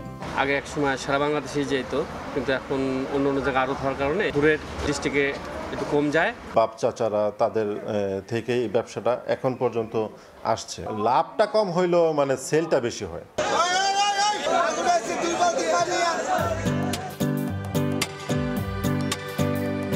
দেশি বিদেশি ফলের জন্য বিখ্যাত পুরান ঢাকার বাদামতলি ও ওয়াইজঘাট ফলের আড়ত।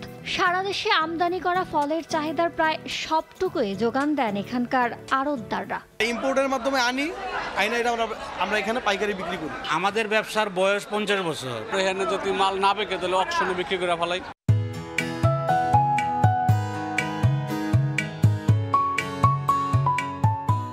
বছরের পুরনো ঢাকায় এখনো একই আমেজ নিয়ে টিকে আছে যে কয়েকটি স্থান। এর মধ্যে অন্যতম ইসলামপুর।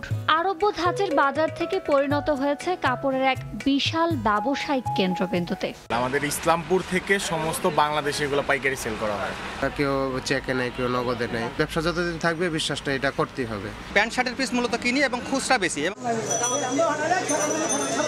পুরান ঢাকার ঐতিহ্যবাহী বাণিজ্যিক কেন্দ্রগুলোতে দৈনিক শত কোটি টাকার যে ব্যবসা হয় তার বেশিরভাগ ক্ষেত্রে পাকা খাতা সংরক্ষণ করার পাশাপাশি ব্যবসায়িক লেনদেনে দেওয়া জবান রক্ষাকে বেশি গুরুত্ব দেন ব্যবসায়ীরা। এখানের ব্যবসা প্রতিষ্ঠানগুলোতে এলে বোঝা যায় বিশ্বাসে বাড়ে ব্যবসার পরিসর, আস্থার বন্ধনে অটুট হয় ক্রেতা বিক্রেতার সম্পর্ক। ইয়ানুর শিফাত, সময় সংবাদ, ঢাকা। খুলনায় উদ্বেগজনক হারে বাড়ছে এইডস রোগী। এক সপ্তাহেই নতুন করে আক্রান্ত হয়েছেন 11 জন, আর গত 5 মাসে বিভাগে মোট আক্রান্ত 31 জন। মৃত্যু হয়েছে 9 জনের। বিশেষজ্ঞরা বলছেন সচেতনতার অভাব ও নিয়মিত পরীক্ষা না করানোয় এইডস রোগী বাড়ছে। আব্দুল হালিমের ছবিতে বেলাল হোসেন সজলের রিপোর্ট। যেখানে সমাজ এখনো এইচআইভি নিয়ে সংকোচে ভুগছে, সেখানে বাস্তবতা বলছে এই রোগ ছড়িয়ে পড়ছে নীরবে নিঃশব্দে। খুলনা মেডিকেল কলেজ হাসপাতালের অ্যান্টি রেক্টোভাইরাল থেরাপি বা এআরটি সেন্টার বিভাগের 10 জেলার মানুষ এখানেই আসেন এইচআইভি পরীক্ষার জন্য। গত 5 মাসে এই সেন্টার থেকে 31 জনের দেহে শনাক্ত হয়েছে এইডসের জীবাণু, আর এ মাসের শেষ 7 কর্মদিবসেই নতুন করে আক্রান্ত হয়েছেন 11 জন। 20 থেকে 30 এই বয়সটাই বেশি। যৌনকর্মী কিংবা হোটেলে, বিভিন্ন আবাসিক হোটেলে যায়, সেটাও আছে। খুলনা মেডিকেল কলেজ হাসপাতালের এআরটি সেন্টারের পরিসংখ্যান আরও ভয়াবহ চিত্র তুলে ধরেছে। গেল 4 বছরে প্রায় 4000 নারী ও পুরুষের রক্ত পরীক্ষায় এইচআইভি পজিটিভ শনাক্ত হয়েছে 249 জন, যার মধ্যে 72 জন প্রাণ হারিয়েছেন, আর গত 5 মাসেই মারা গেছেন 9 জন। তাদের সচেতন না করি, তারা কিন্তু শুধুমাত্র এই এইচআইভি না, এইচআইভির সাথে সংশ্লিষ্ট আরও যে অন্যান্য রোগগুলো আছে, যেমন গনোরিয়া, এইচবিসিজি, এইচসিভি, এই ভাইরাসগুলো কিন্তু কন্টাক্ট হয়ে যাচ্ছে। বিভাগে এইডস আক্রান্ত রোগীর সংখ্যা যেভাবে বাড়ছে তা জনস্বাস্থ্য বিশেষজ্ঞদেরও ভাবিয়ে তুলছে। সচেতনতার অভাব, সামাজিক ভীতি এবং নিয়মিত টেস্ট না করানোই এই বৃদ্ধির পেছনে বড় কারণ বলে মনে করেন তারা। অনেক রোগীরা দেখা যাচ্ছে যে তারা পরিবারকে বলতে চাচ্ছে না, গোপনে চিকিৎসাটা নিতে চাচ্ছে। 1 মাস 2 মাস ট্রিটমেন্ট নেওয়ার পরে ডিসকন্টিনিউ করে। তাদেরকে আমরা আসলে ফোনেও টেস্ট করতে পারি না। নিজেরা জানবো, অন্যকে জানাবো, সবাইকে জানাবো। জানানোর মাধ্যমে এবং সমাজে যদি আমরা সচেতনতা তৈরি করি, তাহলে এইডস এটা নির্মূল করা সম্ভব। বর্তমানে খুলনা মেডিকেল কলেজ হাসপাতালে বিভাগের প্রায় 480 জন এইচআইভি আক্রান্ত রোগী পাচ্ছেন বিনামূল্যে ওষুধ ও চিকিৎসা। তবে সমস্যা আছে মানসিক চাপ, সামাজিক অবহেলা আর তথ্য ঘাটতিতেও। এইডস নিয়ে এখনো সমাজে প্রচুর ভুল ধারণা রয়েছে। তবে সময়মতো পরীক্ষা, চিকিৎসা গ্রহণ ও সচেতন আচরণই হতে পারে এই সংক্রমণ প্রতিরোধের মূল চাবিকাঠি। বেলাল হোসেন সজল, সময় সংবাদ, খুলনা। ঝিনাইদহের হরিণাকুণ্ডুতে সড়ক সংস্কারে চরম গাফিলতির অভিযোগ উঠেছে। 6.5 কিলোমিটার সড়কে 22টি বৈদ্যুতিক খুঁটি রেখেই করা হয়েছে সংস্কার কাজ। এতে প্রতিনিয়ত দুর্ঘটনার ঝুঁকিতে রয়েছেন যান চালক ও পথচারীরা। স্থানীয়দের অভিযোগ, এমন অব্যবস্থাপনার জন্য দায়ী ঠিকাদারি প্রতিষ্ঠান ও এলজিইডি কর্তৃপক্ষ। তবে এলজিইডি দুষছে পল্লী বিদ্যুৎ সমিতিকে। লোটাস রহমান সোহাগের রিপোর্ট। চলছে গাড়ি, হেঁটে যাচ্ছেন পথচারীরা। প্রতি মুহূর্তে দুর্ঘটনার ঝুঁকি যেন উঠ পেতে রয়েছে ঝিনাইদহের হরিণাকুণ্ডুর পায়রাডাঙ্গা থেকে পারপলসি সড়কে। মাত্র 6.5 কিলোমিটার এই সড়কে দাঁড়িয়ে আছে মৃত্যুর ফাঁদের মতো 23টি বৈদ্যুতিক খুঁটি। সেগুলো রেখেই করা হয়েছে সড়ক সংস্কারের কাজ। স্থানীয়দের অভিযোগ, সড়ক উন্নয়নের সময় খুঁটিগুলো না সরিয়ে যেন-তেনভাবে সড়কের কাজ করেছে ঠিকাদারি প্রতিষ্ঠান। রাস্তার 2 বা 3 ফুট ভিতরেই দাঁড়িয়ে আছে খুঁটিগুলো। দ্রুত সড়ক থেকে খুঁটি অপসারণের দাবি তাদের। বিদ্যুৎ লাইনের যে খাম্বাগুলো, এই খাম্বাগুলো কোথার থেকেও সরায়নি, যে অবস্থায় আছে এই অবস্থায় তারা কাজ করে বেরিয়ে গিয়েছে। আমাদের যাতে আসতে অ্যাক্সিডেন্ট হচ্ছে, গাড়ি ঘুরে আসা যাওয়া, ওই পোলে টাকুর মেরে একটা অ্যাক্সিডেন্ট ঘটতে পারে। অন্যত্র সরিয়ে দেওয়া হোক, রাস্তাটা যাতে সোজাভাবে থাকে, মানুষ ভালোভাবে যাতায়াত করতে পারে। এলজিডি বলছে, সড়ক সংস্কারের সময় পল্লী বিদ্যুৎ সমিতিকে বারবার বলার পরও কোনো পদক্ষেপ নেয়নি। তবে এই নিয়ে কোনো মন্তব্য করতে রাজি হয়নি পল্লী বিদ্যুতের কোনো কর্মকর্তা। যখন মেরামত শুরু করি বা ওয়াইডেনিং শুরু করি তার আগে পল্লী বিদ্যুতের সাথে আমি এবং আমার এক্সচেঞ্জার মৌখিক এবং লিখিতভাবে আমরা যোগাযোগ করেছি। ওনাদের পক্ষ থেকে আমাদের যে এস্টিমেশনটা দরকার, মেইনলি আমরা কত টাকা ঠিকাদার কর্তৃক জমা দিতে হবে স্থানান্তরের জন্য, সেই এস্টিমেশনটা পেতে আমাদের লেট হয়েছে। উইকেয়ার প্রকল্পের আওতায় 16 কোটি 5 লাখ টাকা ব্যয়ে সড়কটির উন্নয়ন করা হয়। লোটাস রহমান সোহাগ, সময় সংবাদ, ঝিনাইদহ। লোকবল সংকটে ব্যাহত হচ্ছে চুয়াডাঙ্গা সরকারি ছাগল উন্নয়ন খামারের কার্যক্রম। ব্ল্যাক বেঙ্গল ছাগলের জাত সংরক্ষণ ও প্রজননের জন্য এ খামার গড়ে ওঠে, কিন্তু খামার প্রতিষ্ঠার পর থেকে গুরুত্বপূর্ণ ভেটেরিনারি সার্জন পদটি শূন্য, আর মোট 13টি পদের বিপরীতে 11টি পদ শূন্য। এতে খামারে ছাগল উৎপাদন কমছে প্রতি বছর। এ ব্যাপারে ঊর্ধ্বতন কর্তৃপক্ষকে জানানো হয়েছে বললেন প্রতিষ্ঠানটির কর্মকর্তা। মাহফুজ মামুনের তথ্য ও ছবি নিয়ে রিপোর্ট। 1996 সালে চুয়াডাঙ্গা শহরের পৌর কলেজ পাড়ায় 10 একর জমির উপর গড়ে ওঠে সরকারি ছাগল উন্নয়ন খামার। 225টি মা ছাগি ও 50টি পাঠা নিয়ে খামারের যাত্রা শুরু হয়। ব্ল্যাক বেঙ্গল ছাগলের জাত সংরক্ষণের উদ্দেশ্যে এই খামারটি গড়ে ওঠে, কিন্তু লোকবল সংকটের কারণে খামারটি মুখ থুবড়ে পড়েছে। খামারে 13টি পদের বিপরীতে 2 জন দায়িত্ব পালন করছেন। খামার প্রতিষ্ঠার পর থেকে শূন্য ভেটেরিনারি সার্জনের মতো গুরুত্বপূর্ণ পদটি। একটি করে উপসহকারী প্রাণী সম্পদ কর্মকর্তা, অফিস সহকারী, 6টি গড অ্যাটেন্ডেন্ট ও 2টি নৈশ প্রহরীর পদ শূন্য। প্রাণী সম্পদ কর্মকর্তা ও হিসাবরক্ষক কাম কেশিয়ার পদে 2 জন দায়িত্ব পালন করছেন। ভোমরা স্থলবন্দর ও দামোরহুদা থেকে 2 জন প্রেষণে এসে গড অ্যাটেন্ডেন্টের দায়িত্ব পালন করছেন।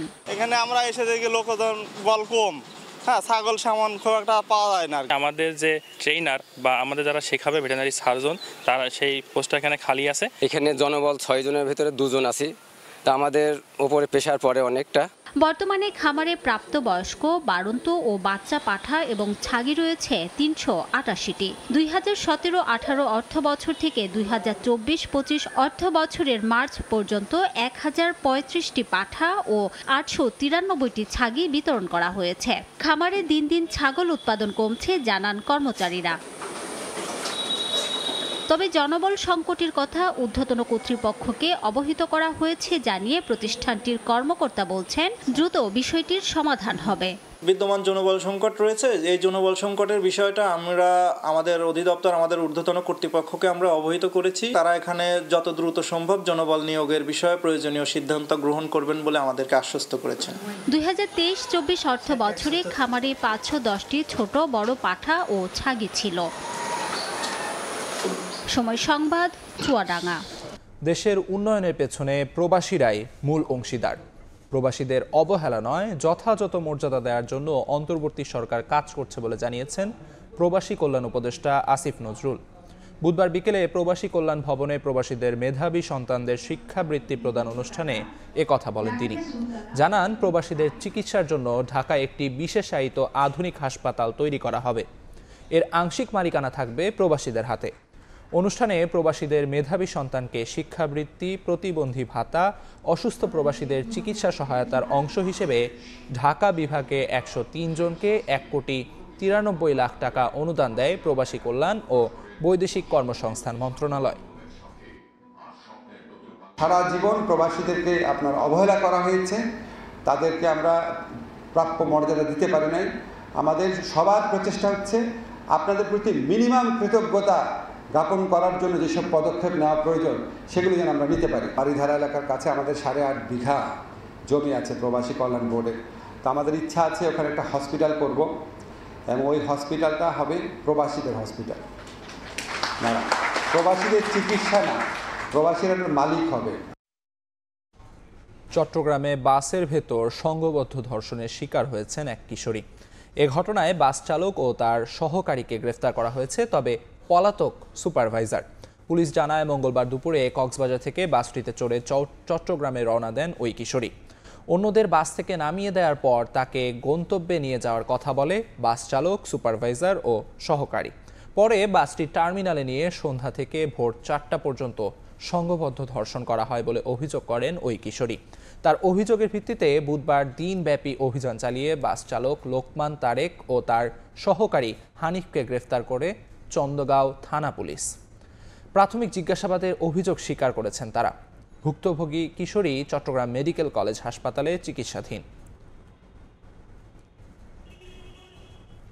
রাজধানীর পল্লবীতে বাইক সার্ভিসিংয়ের দোকানে গাড়িতে হাওয়া দেওয়া মেশিনের সাহায্যে পেটে বাতাস ঢুকিয়ে 4 বছরের শিশু হত্যার অভিযোগ উঠেছে।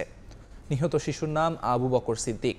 মঙ্গলবার দুপুরে পল্লবীর বাউনিয়াবাদ একটি বাইক সার্ভিসিংয়ের দোকানে এই ঘটনা ঘটে। প্রত্যক্ষদর্শীরা জানান, শিশুটির বড় ভাই জিহাদ দোকানটিতে কাজ করেন। ভাইয়ের সঙ্গে দেখা করতে গেলে তাকে খুঁজে পায়নি পরিবার। এ সময় দোকানের মালিক ও তার কয়েকজন কর্মচারী মিলে শিশুটির পায়ু পথে বাতাস দেয়। এক পর্যায়ে শিশুটি চিৎকার করলেও থামেনি তারা। পরে পেট ফেটে মারা যায় শিশুটি। এ ঘটনায় একজনকে গ্রেফতার করেছে পুলিশ। দোষীদের দৃষ্টান্তমূলক শাস্তির দাবি স্বজন ও এলাকাবাসীর।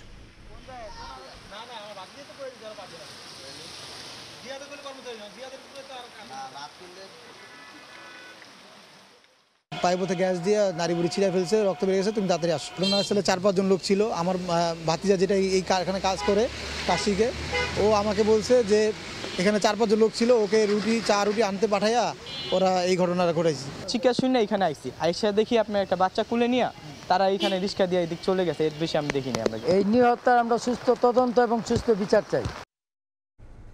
দেশের ক্ষুদ্র ঋণ খাতের ডিজিটাল রূপান্তর ও ঋণ সুবিধা সম্প্রসারণে ইন্টারন্যাশনাল ফাইন্যান্স কর্পোরেশন IFCর সঙ্গে চুক্তি করেছে দেশের ক্ষুদ্র ঋণ নিয়ন্ত্রণকারী সংস্থা MRA।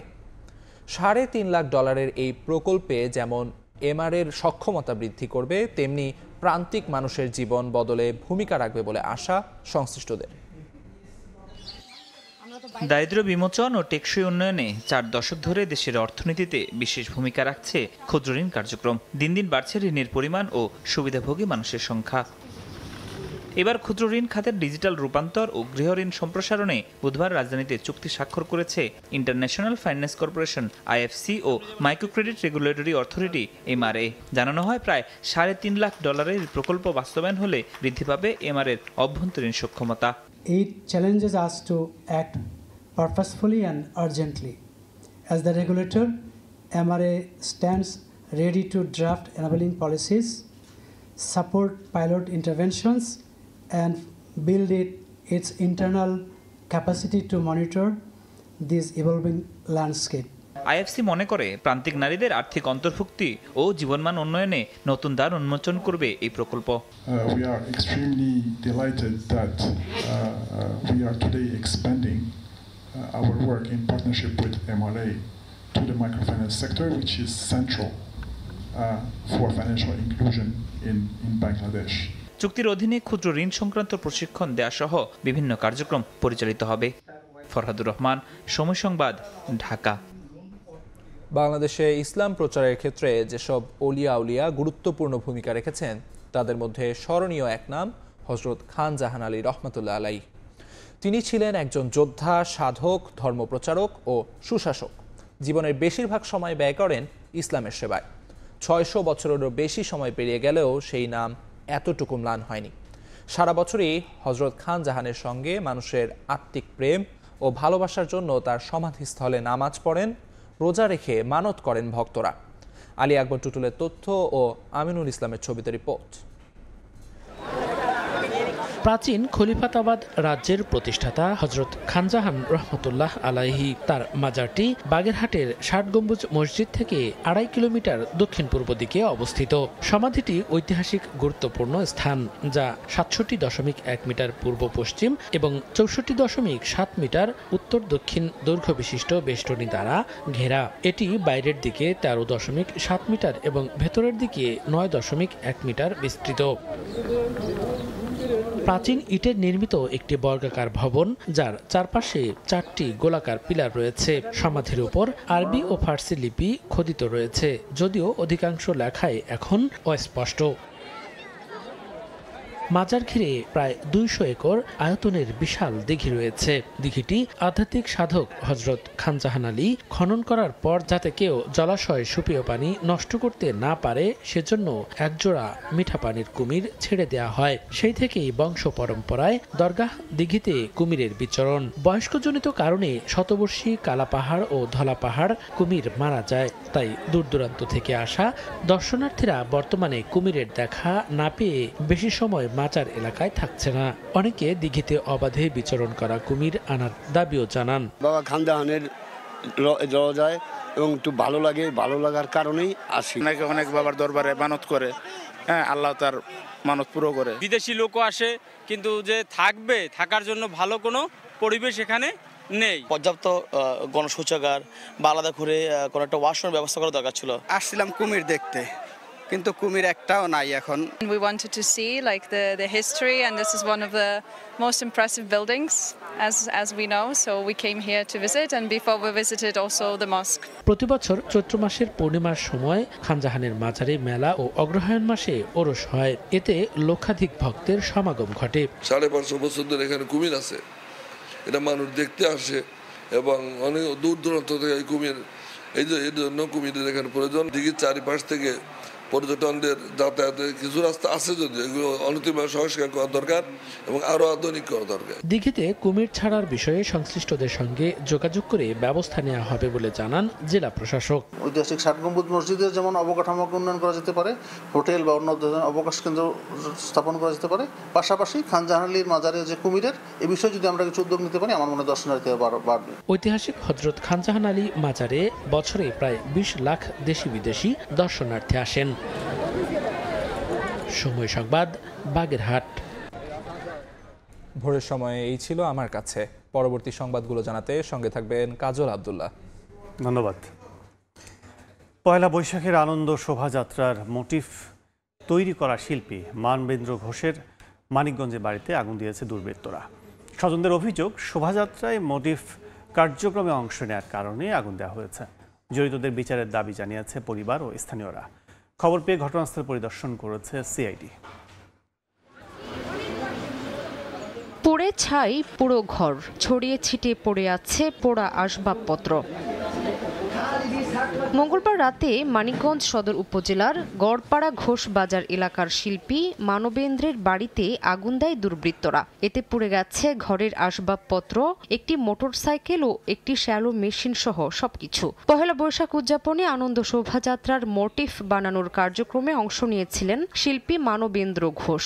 এ কারণেই আগুন দেয়া হয়েছে বলে অভিযোগ স্থানীয়দের। এই ঘটনার সুষ্ঠু বিচারের দাবি জানিয়েছেন স্বজনরা। এ বানাইছিল একটা বাঘ, শেখ হাসিনা যে এগুলা বানাইছে হলো অন্য ছেলেপেলেরা বানাইছে, ওর ঘরে কাছে আমার ছেলে যায় নাই। আমাদের যে জিনিসের উপর ক্ষতি হয়েছে সেটা তো গেছেই, এদিক থেকে আমরা বলবো যে সৃষ্টিকর্তা আমাদের রক্ষা করেছেন। সুষ্ঠু তদন্ত আমরা একটা যেন সুষ্ঠুভাবে এটা হয় আর অন্যায়কারী যেন শাস্তি পায়। আমরা এখনো সেই পাহারাদারের দায়িত্বেই আছি এবং কি আমরা এই দুর্বৃত্তদের ধরবো এবং কি ধরে আমরা পুলিশের হাতেই তুলে দেব। খবর পেয়ে ফায়ার সার্ভিসের 2টি ইউনিট 1.5 ঘন্টার চেষ্টায় আগুন নিয়ন্ত্রণে আনে। তবে আগুনের কারণ জানতে তদন্ত চলছে বলে জানিয়েছেন ফায়ার সার্ভিসের কর্মকর্তা। তাৎক্ষণিকভাবে অগ্নিকাণ্ডের কারণ উদ্ঘাটন করতে পারে না, এটা তদন্ত সাপেক্ষে বলা সম্ভব। এদিকে খবর পেয়ে ঘটনাস্থল পরিদর্শন করেছে সিআইডি। এই জিনিসগুলো সংগ্রহ করে আমরা ল্যাবে পাঠাবো, ল্যাবে পরীক্ষান্তে আমরা জানাবো যে ঘটনাটা বলতে পারবো যে ঘটনাটা কেন কিভাবে ঘটানো হয়েছে। অগ্নিকাণ্ডের সময় বাড়িতে অবস্থান করছিলেন মানবেন্দ্র ঘোষ সহ পরিবারের আরও 3 জন সদস্য। সময় সংবাদ, মানিকগঞ্জ। সাতক্ষীরায় শুল্ক ফাঁকি দিয়ে ভারত থেকে অবৈধভাবে আনা 9 কোটি টাকার পণ্য জব্দ করা হয়েছে। তবে চোরাচালানে জড়িতদের আটক করা যায়নি। বুধবার সন্ধ্যায় বিষয়টি নিশ্চিত করে বিজিবি জানায়। লাপসা এলাকায় মঙ্গলবার রাতে চলছিল অভিযান। তল্লাশির সময় একটি ট্রাককে থামানোর নির্দেশ দেওয়া হয়। এ সময় উপস্থিতি টের পেয়ে ট্রাক ফেলে চালক সহ পালিয়ে যায় চোরা কারবারিরা। পরে ট্রাকটি জব্দ করে নেওয়া হয় হেডকোয়ার্টারে। জব্দ হওয়া পণ্যের মধ্যে রয়েছে পোশাক, খাদ্য ও রাসায়নিক সহ বিভিন্ন ধরনের সামগ্রী। চোরাচালান রোধে অভিযান চলমান থাকবে বলে জানিয়েছে বিজিবি।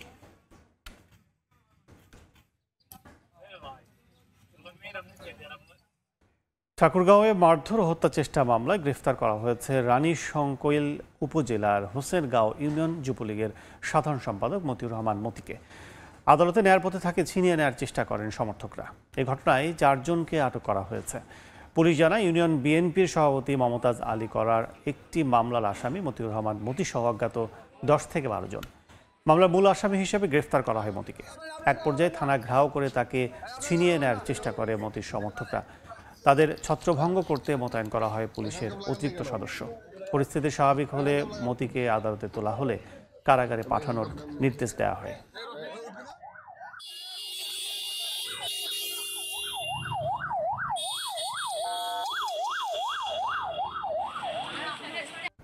খরতাপে পড়ছে সাতক্ষীরার সব আমবাগান, ঝরে পড়ছে আমের গুটি। এবার আশানুরূপ উৎপাদন হবে কিনা তা নিয়ে দুশ্চিন্তায় বাগান মালিকরা। ফলন ধরে রাখতে পরামর্শ দেওয়া হচ্ছে জানিয়ে কৃষি কর্মকর্তা বলছেন এবারও বিষমুক্ত আম রফতানি করা হবে। মমতাজ আহমেদ বাপির পাঠানো তথ্য, ছবির রিপোর্ট। সাতক্ষীরা সদর তালা কলারোয়া দেবহাটার বাগানে প্রতিটি আম গাছে পর্যাপ্ত গুটি ধরলেও প্রচণ্ড খরতাপে সেগুলো ঝরে পড়ছে। পোকার আক্রমণ ঠেকাতে কীটনাশক স্প্রে করতে ব্যস্ত সময় পার করছেন আম চাষিরা। বৃষ্টি না হওয়ায় এবার আমে পোকার আক্রমণ দেখা দিয়েছে। এছাড়া দিনের তাপমাত্রা বেশি, রাতে ঠান্ডা পড়ায় গুটি ঝরে যাওয়ায় লোকসানের আশঙ্কা করছেন বাগান মালিকরা। এবার জেলায় হিমসাগর আমের উৎপাদন কম, তবে গোবিন্দভোগ আমের উৎপাদন ভালো হয়েছে। 14 সালের থেকে কাজ করে আসতেছে এই পর্যন্ত। এই বছর যে এই বাগানের যা ক্ষয়ক্ষতি হয়ে গেছে, জন মজুরি দিয়ে মনে করেন যে অনেক খরচ খরচা। এবছর আম ফলন হয়নি সেভাবে, আবহাওয়ার কারণে আমগুলি ক্ষয়ক্ষতি দেখা যাচ্ছে এবং এবারে অতিরিক্ত পোকার আক্রমণ বেশি। তবে ফলন ধরে রাখতে চাষিদের পরামর্শ দেওয়া হচ্ছে জানিয়ে কৃষি কর্মকর্তা বলছেন হিমসাগর, ন্যাংরা, গোপালভোগ ও আম্রপলি দেশের গণ্ডি পেরিয়ে বিদেশে সুখ্যাতি অর্জন করেছে। এবার বিষমুক্ত আম রফতানি করা হবে। আশা করছি যে ফলন আছে, লক্ষ্যমাত্রা আছে, সেই লক্ষ্যমাত্রা আমরা পূরণ করতে সক্ষম হব এবং আমের আবাদ যেন বৃদ্ধি পায় সে লক্ষ্যে আমরা কাজ করে যাচ্ছি। কৃষি সম্প্রসারণ অধিদপ্তরের তথ্য বলছে জেলায় 4800 হেক্টর জমিতে 5299টি আমের বাগান রয়েছে। এবার উৎপাদন লক্ষ্যমাত্রা ধরা হয়েছে 50,000 মেট্রিক টন। এর মধ্যে 200 মেট্রিক টন দেশের বাইরে রপ্তানি হবে।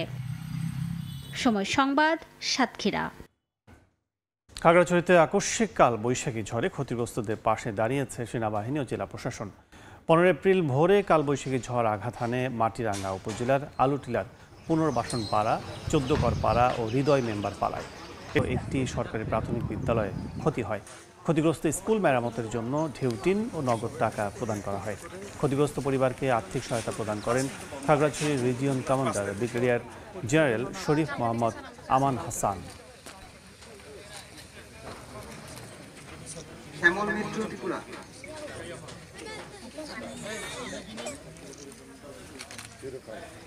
গণঅভ্যুত্থানে শহীদ নারায়ণগঞ্জের 22 পরিবারকে 44 লাখ টাকা আর্থিক অনুদান দেওয়া হয়েছে। বিকেলে জেলা প্রশাসকের কার্যালয় প্রাঙ্গণে আনুষ্ঠানিকভাবে এই অনুদানের চেক শহীদদের স্বজনদের হাতে তুলে দেন জেলা প্রশাসক মোহাম্মদ জাহিদুল ইসলাম মিয়া। প্রত্যেক পরিবারকে দেয়া হয় 2 লাখ টাকা করে। এ সময় জেলা প্রত্যেক শহীদের ছবি সম্বলিত নাম ফলকের স্মৃতিস্তম্ভ নির্মাণ, মামলা পরিচালনায় পরিবারকে সরকারিভাবে সহযোগিতা প্রদান এবং শহীদদের কবর সংরক্ষণের দাবি জানান পরিবারের সদস্যরা। টাইম সাময়িকীর 100 প্রভাবশালী ব্যক্তি তালিকায় জায়গা পেলেন প্রধান উপদেষ্টা অধ্যাপক ডক্টর মোহাম্মদ ইউনূস। বুধবার এই তালিকা প্রকাশ করেছে সাময়িকীটি। এতে লিডার ক্যাটাগরিতে অধ্যাপক ইউনূস ছাড়াও আছেন মার্কিন প্রেসিডেন্ট ডোনাল্ড ট্রাম্প, যুক্তরাজ্যের প্রধানমন্ত্রী কিয়ার স্টারমার, মেক্সিকোর প্রেসিডেন্ট ক্লোডিয়া শিনবাউম, ভেনেজুয়েলার রাজনীতিবিদ মারিয়া করিনা মাচাদো ও মার্কিন ধনকুবের ইলন মাস্ক। তালিকায় ডক্টর ইউনূস সম্পর্কে বলা হয়েছে, বাংলাদেশে গণঅভ্যুত্থানে দীর্ঘদিনের কর্তৃত্ববাদী শাসনের অবসানের পর নেতৃত্ব বুঝে নেন তিনি। শান্তিতে নোবেলজয়ী এ অধ্যাপক গ্রামীণ ব্যাংক প্রতিষ্ঠার মধ্য দিয়ে প্রান্তিক মানুষদের আত্মনির্ভরশীল করে তুলেছে ভূমিকা রেখেছেন বলেও উল্লেখ করা হয়।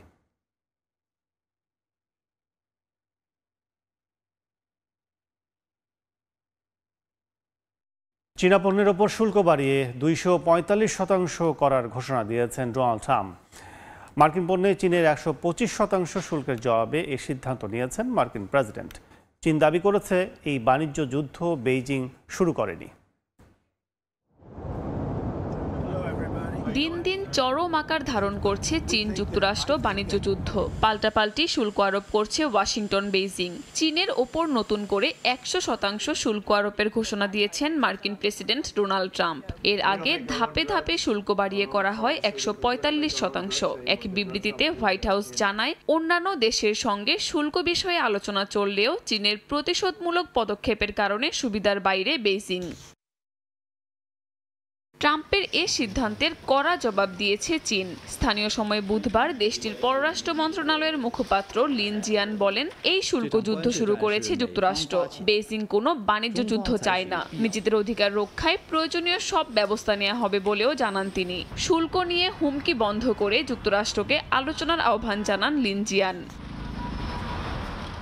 চলমান এই বাণিজ্য যুদ্ধ নিয়ে উদ্বিগ্ন বিশ্লেষকরা। তারা জানান, এই শুল্ক যুদ্ধ বিশ্ব অর্থনীতিতে বিরূপ প্রভাব ফেলছে। এই উত্তেজনা বিশ্ববাজারে মন্দা ডেকে আনতে পারে বলে শঙ্কা প্রকাশ করেছে জাতিসংঘের বাণিজ্য ও উন্নয়ন সংস্থা এবং বিশ্ব বাণিজ্য সংস্থা। কাকুলি আখতার, সময় সংবাদ। $220 কোটি অনুদান স্থগিতের পর এবার হার্ভার্ড বিশ্ববিদ্যালয়ের করমুক্ত সুবিধা বন্ধের হুমকি দিয়েছেন মার্কিন প্রেসিডেন্ট ডোনাল্ড ট্রাম্প। যুক্তরাষ্ট্রে ইসরায়েল বিরোধী প্রচারণা ঠেকাতে এমন পদক্ষেপ বলে জানিয়েছে মার্কিন প্রশাসন। এদিকে হার্ভার্ডের জেনারেল কাউন্সিল অ্যান্ড্রু ক্রেপসো বলেছেন, এই ধরনের হস্তক্ষেপ উচ্চশিক্ষায় আগ্রহী শিক্ষার্থীদের বঞ্চিত করবে। যুক্তরাষ্ট্র থেকে হাসানুজ্জামান সাকির রিপোর্ট। হার্ভার্ড বিশ্ববিদ্যালয়ের জন্য বরাদ্দ $220 কোটি ফেডারেল তহবিল স্থগিতের ঘোষণা দিয়েছিলেন মার্কিন প্রেসিডেন্ট ডোনাল্ড ট্রাম্প। এবার যুক্তরাষ্ট্রের সবচেয়ে প্রাচীন এই বিশ্ববিদ্যালয়টির মূল্যবান কর ছাড় সুবিধাও বাতিলের হুঁশিয়ারি জানিয়েছেন ট্রাম্প। এরই মধ্যে হার্ভার্ডে নিয়োগ, ভর্তি প্রক্রিয়া এবং পাঠদানের ধরনে পরিবর্তন আনার নির্দেশ দিয়েছে হোয়াইট হাউস। ক্ষমতায় ফেরার পর থেকেই শীর্ষস্থানীয় বিশ্ববিদ্যালয়গুলোর নীতিমালা ও কাঠামো পুনর্গঠনের উদ্যোগ নিয়েছেন প্রেসিডেন্ট ট্রাম্প। এর অংশ হিসেবে ফেডারেল তহবিল স্থগিত করেন তিনি, যার একটি বড় অংশই গবেষণার জন্য নির্ধারিত। মার্কিন প্রশাসনের দাবি, এসব পরিবর্তনের মাধ্যমে বিশ্ববিদ্যালয় ক্যাম্পাসে ইহুদি বিরোধিতা মোকাবিলা করা সম্ভব হবে। গত সোমবার হার্ভার্ড বিশ্ববিদ্যালয়ে ট্রাম্প প্রশাসনের কিছু দাবি প্রকাশ্যে প্রত্যাখ্যান করেছে। প্রথমবারের মতো যুক্তরাষ্ট্রের শীর্ষ কোনো বিশ্ববিদ্যালয় এমনটি করার নজির দেখিয়েছে। বিশ্ববিদ্যালয় কর্তৃপক্ষের অভিযোগ, হোয়াইট হাউস তাদের শিক্ষাঙ্গনকে নিয়ন্ত্রণের চেষ্টা করছে। হার্ভার্ডের জেনারেল কাউন্সিল অ্যান্ড্রু ক্রেসপো এই ঘটনায় হতাশা প্রকাশ করে বলেছেন, এই ধরনের হস্তক্ষেপের কারণে আগ্রহী শিক্ষার্থীরা উচ্চশিক্ষা থেকে বঞ্চিত হবে। হাসানুজ্জামান সাকি, সময় সংবাদ, যুক্তরাষ্ট্র। দক্ষিণ পূর্ব এশিয়া সফরে মালয়েশিয়ায় পৌঁছেই গুরুত্বপূর্ণ বার্তা দিলেন চীনা প্রেসিডেন্ট শি জিনপিং। মালয়ের প্রধানমন্ত্রী আনোয়ার ইব্রাহিমের সঙ্গে বৈঠকে উঠে আসে ভবিষ্যৎ সম্পর্কের রূপরেখা। চীন ও মালয়েশিয়ার উচ্চ পর্যায়ের কৌশলগত অংশীদারিত্ব গড়তে 3টি প্রস্তাব রাখেন প্রেসিডেন্ট শি। এর মাধ্যমে চীন মালয়েশিয়ায় দ্বিপাক্ষিক সম্পর্কের নতুন দিগন্ত উন্মোচন হলো বলে মত বিশ্লেষকদের। 5 দিনের দক্ষিণ পূর্ব এশিয়া সফরের অংশ হিসেবে মঙ্গলবার মালয়েশিয়ায় পৌঁছান চীনা প্রেসিডেন্ট শি জিনপিং। পরদিন সকালে মালয় প্রধানমন্ত্রী আনোয়ার ইব্রাহিমের বাসভবনে পৌঁছালে তাকে অভ্যর্থনা জানানো হয় নানা আয়োজনে। এরপর শুরু হয় দ্বিপাক্ষিক বৈঠক। বৈঠকে শি জিনপিং বলেন, ঐতিহাসিক সম্পর্ককে ভিত্তি করে গড়ে উঠেছে চীন মালয়েশিয়ার বন্ধুত্ব। উচ্চ পর্যায়ের কৌশলগত ভবিষ্যৎ অংশীদারিত্ব গড়তে 3টি প্রস্তাব রাখেন প্রেসিডেন্ট শি। জানান, দুই দেশই আত্মনির্ভরশীল ও শক্তির পক্ষে এবং বাহিরের হস্তক্ষেপের বিরুদ্ধে। তাই নিজেদের স্বার্থ অনুযায়ী উন্নয়নের পথ অনুসরণ করে যেন সার্বভৌমত্ব ও নিরাপত্তার রক্ষায় একে অন্যকে দৃঢ়ভাবে সহায়তার কথা বলেন তিনি। এছাড়া উন্নয়ন সহযোগিতায় ঐক্য গড়ে উচ্চমানের অংশীদারিত্বের মডেল স্থাপন করা উচিত বলেও মনে করেন চীনা প্রেসিডেন্ট। প্রেসিডেন্ট শি জানান, দুই দেশ মিলে ডিজিটাল, সবুজ ও নীল অর্থনীতির পাশাপাশি এআই প্রযুক্তিতে যৌথভাবে কাজ করবে। মালয়েশিয়ার বন্দরগুলোকে আঞ্চলিক বাণিজ্য হাবে রূপান্তর করাও এই সহযোগিতার লক্ষ্য। বৈঠক শেষে দুই নেতা 30টিরও বেশি সহযোগিতা চুক্তি সই করেন। পরে যৌথ বিবৃতিতে তারা ঘোষণা দেন, চীন ও মালয়েশিয়া এখন কেবল বাণিজ্যিক নয়, কৌশলগতভাবে ভবিষ্যতের পথেও হাঁটবে একসঙ্গে। ইয়াসিন মোহাম্মদ জিসান, সময় সংবাদ। ভোরের সময় আরো থাকছে। আইসিসি নারী ওয়ানডে বিশ্বকাপ বাছাই আজ উইন্ডিজের সামনে বাংলাদেশ। জিতলেই নিশ্চিত হবে ভারতের টিকিট। আত্মবিশ্বাসের টইটুম্বুর জ্যোতি বাহিনী।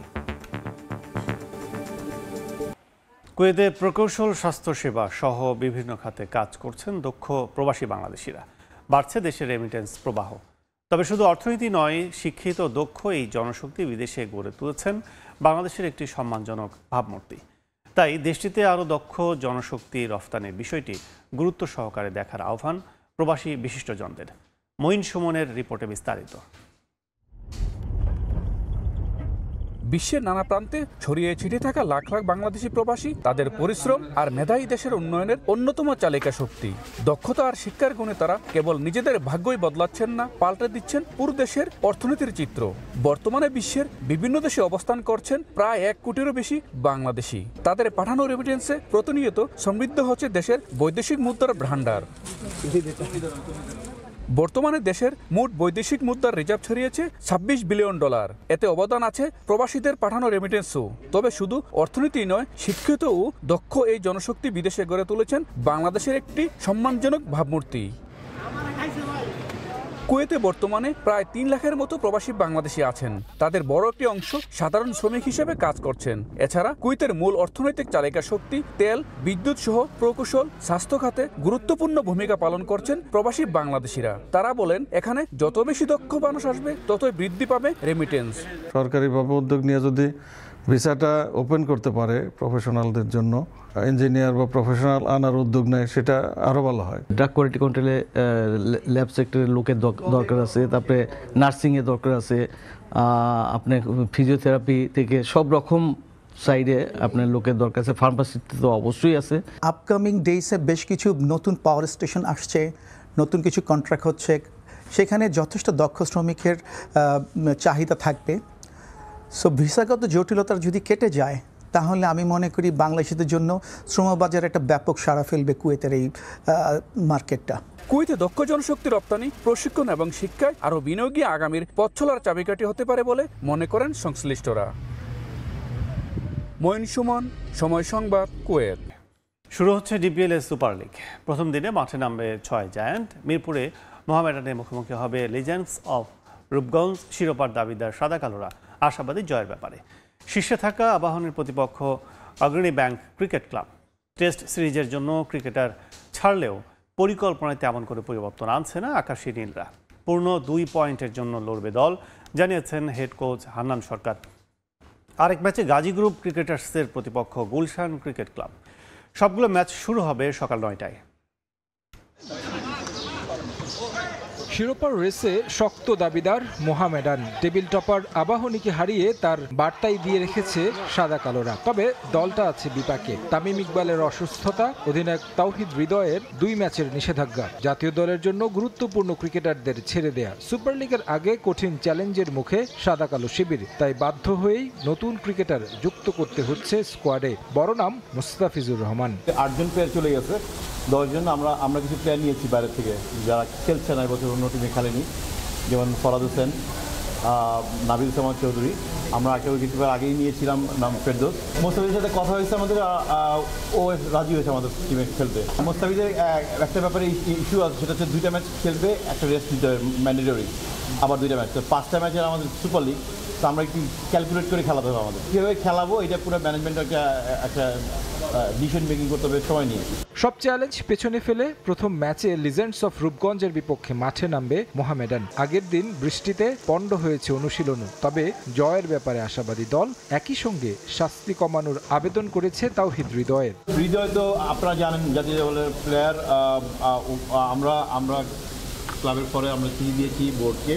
বোর্ড এটা নিয়ে এখনও হয়তো কাজ করছে। আমরা আশাবাদী একটা ফয়সালা আমাদের হবে।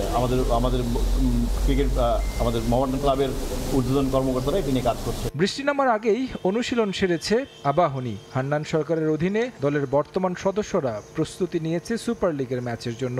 বৃষ্টির শঙ্কা মাথায় নিয়েই নামতে হবে অগ্রণী ব্যাংকের বিপক্ষে। জাতীয় দলের জন্য ক্রিকেটারদের ছাড়তে হলেও পরিকল্পনায় খুব একটা পরিবর্তন আসছে না আকাশী নীলদের। তারাও চোখ রাখছেন জয়ে। আমরা জানতাম যে আমাদের এই 3 জন প্লেয়ার যারা শান্ত, মমিনুল এবং নাহিদ 3 জন চলে যাবে। তো আমাদের যেহেতু বাজেটের একটা ব্যাপার ছিল, সেখান থেকে বাজেটের সঙ্গে মিলিয়ে কীভাবে ব্যাকআপ এদের 3 জনকে রিপ্লেস করার মতো প্লেয়ার যাদেরকে নেওয়া দরকার, আমরা কিন্তু সেভাবে টিমটা গুছিয়ে রেখেছিলাম। সো আমরা খুব বেশি সারপ্রাইজ না, আমরা রেডি টু গো। আমরা সেভাবেই চিন্তা করে রেখেছিলাম এবং নিশ্চিতভাবেই যারা এখন খেলবে তাদের জায়গায় তারাও জানতো যে তাদের অপরচুনিটিটা হয়তো সুপার লিগে যেই তারা পাবে, হয়তো বা সুপার লিগের আগে 1-2টা ম্যাচ হতে পারে, সেটা আমরা জানতাম। বাট তারা এই সময়টা এসে অপরচুনিটি পাবে সেভাবে তারা মেন্টালি এবং তারা সেশনগুলোতে প্র্যাকটিস সেশনগুলোতে সেভাবে নিজেদের প্রস্তুত করেছিল। বিকেএসপিতে গাজী গ্রুপ ক্রিকেটার্স মাঠে নামবে গুলশান ক্রিকেট ক্লাবের বিপক্ষে। ম্যাচ সামনে রেখে প্রধান কোচকে ছাড়াই অনুশীলন করেছে গুলশান। তারেক হাসান শিমুল, সময় সংবাদ, ঢাকা। ভাঙাচোরা দল আর আর্থিক সংকট, এত সব প্রতিবন্ধকতার পরেও চলতি ডিপিএলে সফলতম দল আবাহনী লিমিটেড। দলকে শীর্ষে রেখে সুপার লিগে নিতে সবচেয়ে বড় অবদান কোচ হান্নান সরকারের। আকাশী নীলের প্রতি ভালোবাসা থেকেই ফিরিয়ে দিয়েছেন অন্য দলের থেকে পাওয়া বেশি বেতনের প্রস্তাব। আবাহনীর সাফল্যের পেছনে গল্প জানিয়েছেন সময় সংবাদে। দেশের ক্রিকেটের আঁকড়ে থাকা সংস্কৃতির মাঝে যিনি বিপরীতে হেঁটেছেন তিনি হান্নান সরকার। জাতীয় দলের নির্বাচকের দায়িত্ব ছাড়া এই সাবেক ওপেনার এখন চলতি ডিপিএলের সবচেয়ে সফল কোচ। কোচিং পেশার প্রতি তার আগে থেকেই ছিল দুর্বলতা। ক্রিকেট ছাড়ার আগে লেভেল 1 আর এরপর করেন লেভেল 2। কেমন যাচ্ছে কোচ হান্নান সরকারের দিনকাল জানালেন নিজেই। 2011-তে যখন খেলা ছাড়ি তখনই আমি কোচিং পেশায় এসেছিলাম। তারপরে বিভিন্ন প্রেক্ষাপটের কারণে 3-4 বছর বেসিক্যালি আমি কোচিং করানোর পরে তারপরে এজ গ্রুপ সিলেক্টর হিসেবে জয়েন করি, তারপরে ন্যাশনাল সিলেক্টর, তারপরে আবার সেই কোচিংয়ে ফিরে আসা। মাঝখানে 9 বছরের একটা গ্যাপ কোচিং ক্যারিয়ারের জায়গাতে। সময়ের সঙ্গে সঙ্গে সেই যে ওয়েট করছিলাম কখন সেই সুযোগটা কাজে লাগাবো, আমার মনে হয় যে এখনই রাইট টাইম এবং সেই জায়গাটায় আমি ডিসিশন মেক করি এবং আলহামদুলিল্লাহ আমি খুব এনজয় করছি। অথচ এবারে ডিপিএলে আবাহনী নয়, হান্নান সরকারের থাকার কথা ছিল ভিন্ন কোনো দলের ডাগআউটে। বেশি বেতন আর তুলনামূলক শক্তিশালী স্কোয়াড রেখে আকাশী নীলে নাম লেখানোর কারণ পুরনো প্রেম। আগে কিন্তু আমি অন্য একটা টিমের সঙ্গে কনফার্ম ছিলাম এবং আমি সেই টিমটা গোছানোর ক্ষেত্রে ভূমিকাও রাখছিলাম। বাট আবাহনী যে কোনো একটা প্রেক্ষাপটের কারণে তারা চিন্তা করেছে এই মুহূর্তে আমাকে গেলে তাদের খুব হেল্প হয়, তো সেই একটা জায়গা ছিল। পাশাপাশি আর্থিক একটা ব্যাপার তো অবশ্যই ছিল। শীর্ষে থেকে সুপার লিগে যাওয়া আবাহনী নিয়ে টুর্নামেন্ট শুরুর আগে আলোচনা হয়নি তেমন। কারণটা স্বাভাবিক, টাকার ভারে মোহামেডান রূপগঞ্জের মতো দলের সামনে ভাঙাচোরা আকাশী নীলদের কেউ মনে করেনি ফেভারিট। অথচ তারাই এখন শিরোপার দৌড়ে সবচেয়ে এগিয়ে। হান্নান সরকারের মতে ক্রিকেট মাঠে সফল হতে মাঠের বাইরের বিষয়গুলো সমান গুরুত্বপূর্ণ। আবাহনীতে সে চর্চাটাই করছেন 42 বছরের কোচ। ভালো খেলার ক্ষেত্রে প্রায় পিছনে কিছু ক্রাইটেরিয়া থাকে, কিছু বেসিক জিনিস থাকে। সেই জিনিসগুলো হলো এই কনফিডেন্স দেওয়া, সেই পরিবেশটা তৈরি করে দেওয়া। আমি চেষ্টা করেছি আমাদের এই প্লেয়ারগুলোকে সেই পরিবেশটা তৈরি করে দেওয়ার জন্য।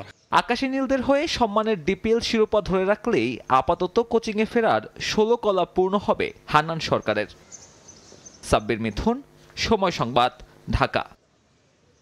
2027 বিশ্বকাপ সামনে রেখে নিজেকে নতুন করে প্রস্তুত করছেন ওপেনার নাঈম শেখ। সিনিয়র ক্রিকেটারদের অনুপস্থিতিতে রঙিন পোশাকে সুযোগ পেলে নিতে চান দায়িত্ব। অবসরের আগে সমর্থকদের জেতাতে চান বড় কোনো শিরোপা। নাঈমের কাছে টাইগারদের কোচিং স্টাফে দেশি কোচের নিয়োগ আশীর্বাদ স্বরূপ। মাহবুব রিমনের রিপোর্ট।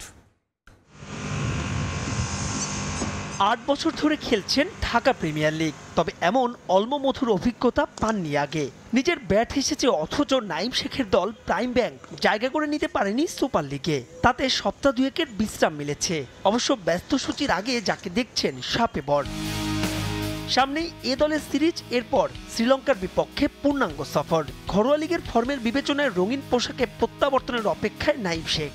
সাকিব, মুশফিক, তামিম, রিয়াদদের অবসরে ওয়ানডেতে সৃষ্টি হওয়া শূন্যতায় সুযোগ পেলে ঘরোয়া লিগের ফর্মকে ন্যাশনাল সার্কিটে টেনে আনতে চান নাঈম। দৃষ্টি তার আরও সুদূরে। লম্বা চিন্তা করেন, আপনি যদি ড্রিমই না দেখেন যে আমি ওয়ার্ল্ড কাপ জিততেছি, আমি ওয়ার্ল্ড কাপ ট্রফি ধরতেছি, এগুলি যদি ফিল না করেন, এখন আমাদের দেশে ক্রিকেট হয়তো অনেকে চিন্তা করতে পারে যে আসলে চান্স পাওয়ার, আসলে আমি চান্স পাওয়া নিয়ে না পাওয়া নিয়ে ওয়ারিড না, কারণ আমি আমার প্রসেস অনুযায়ী যাব।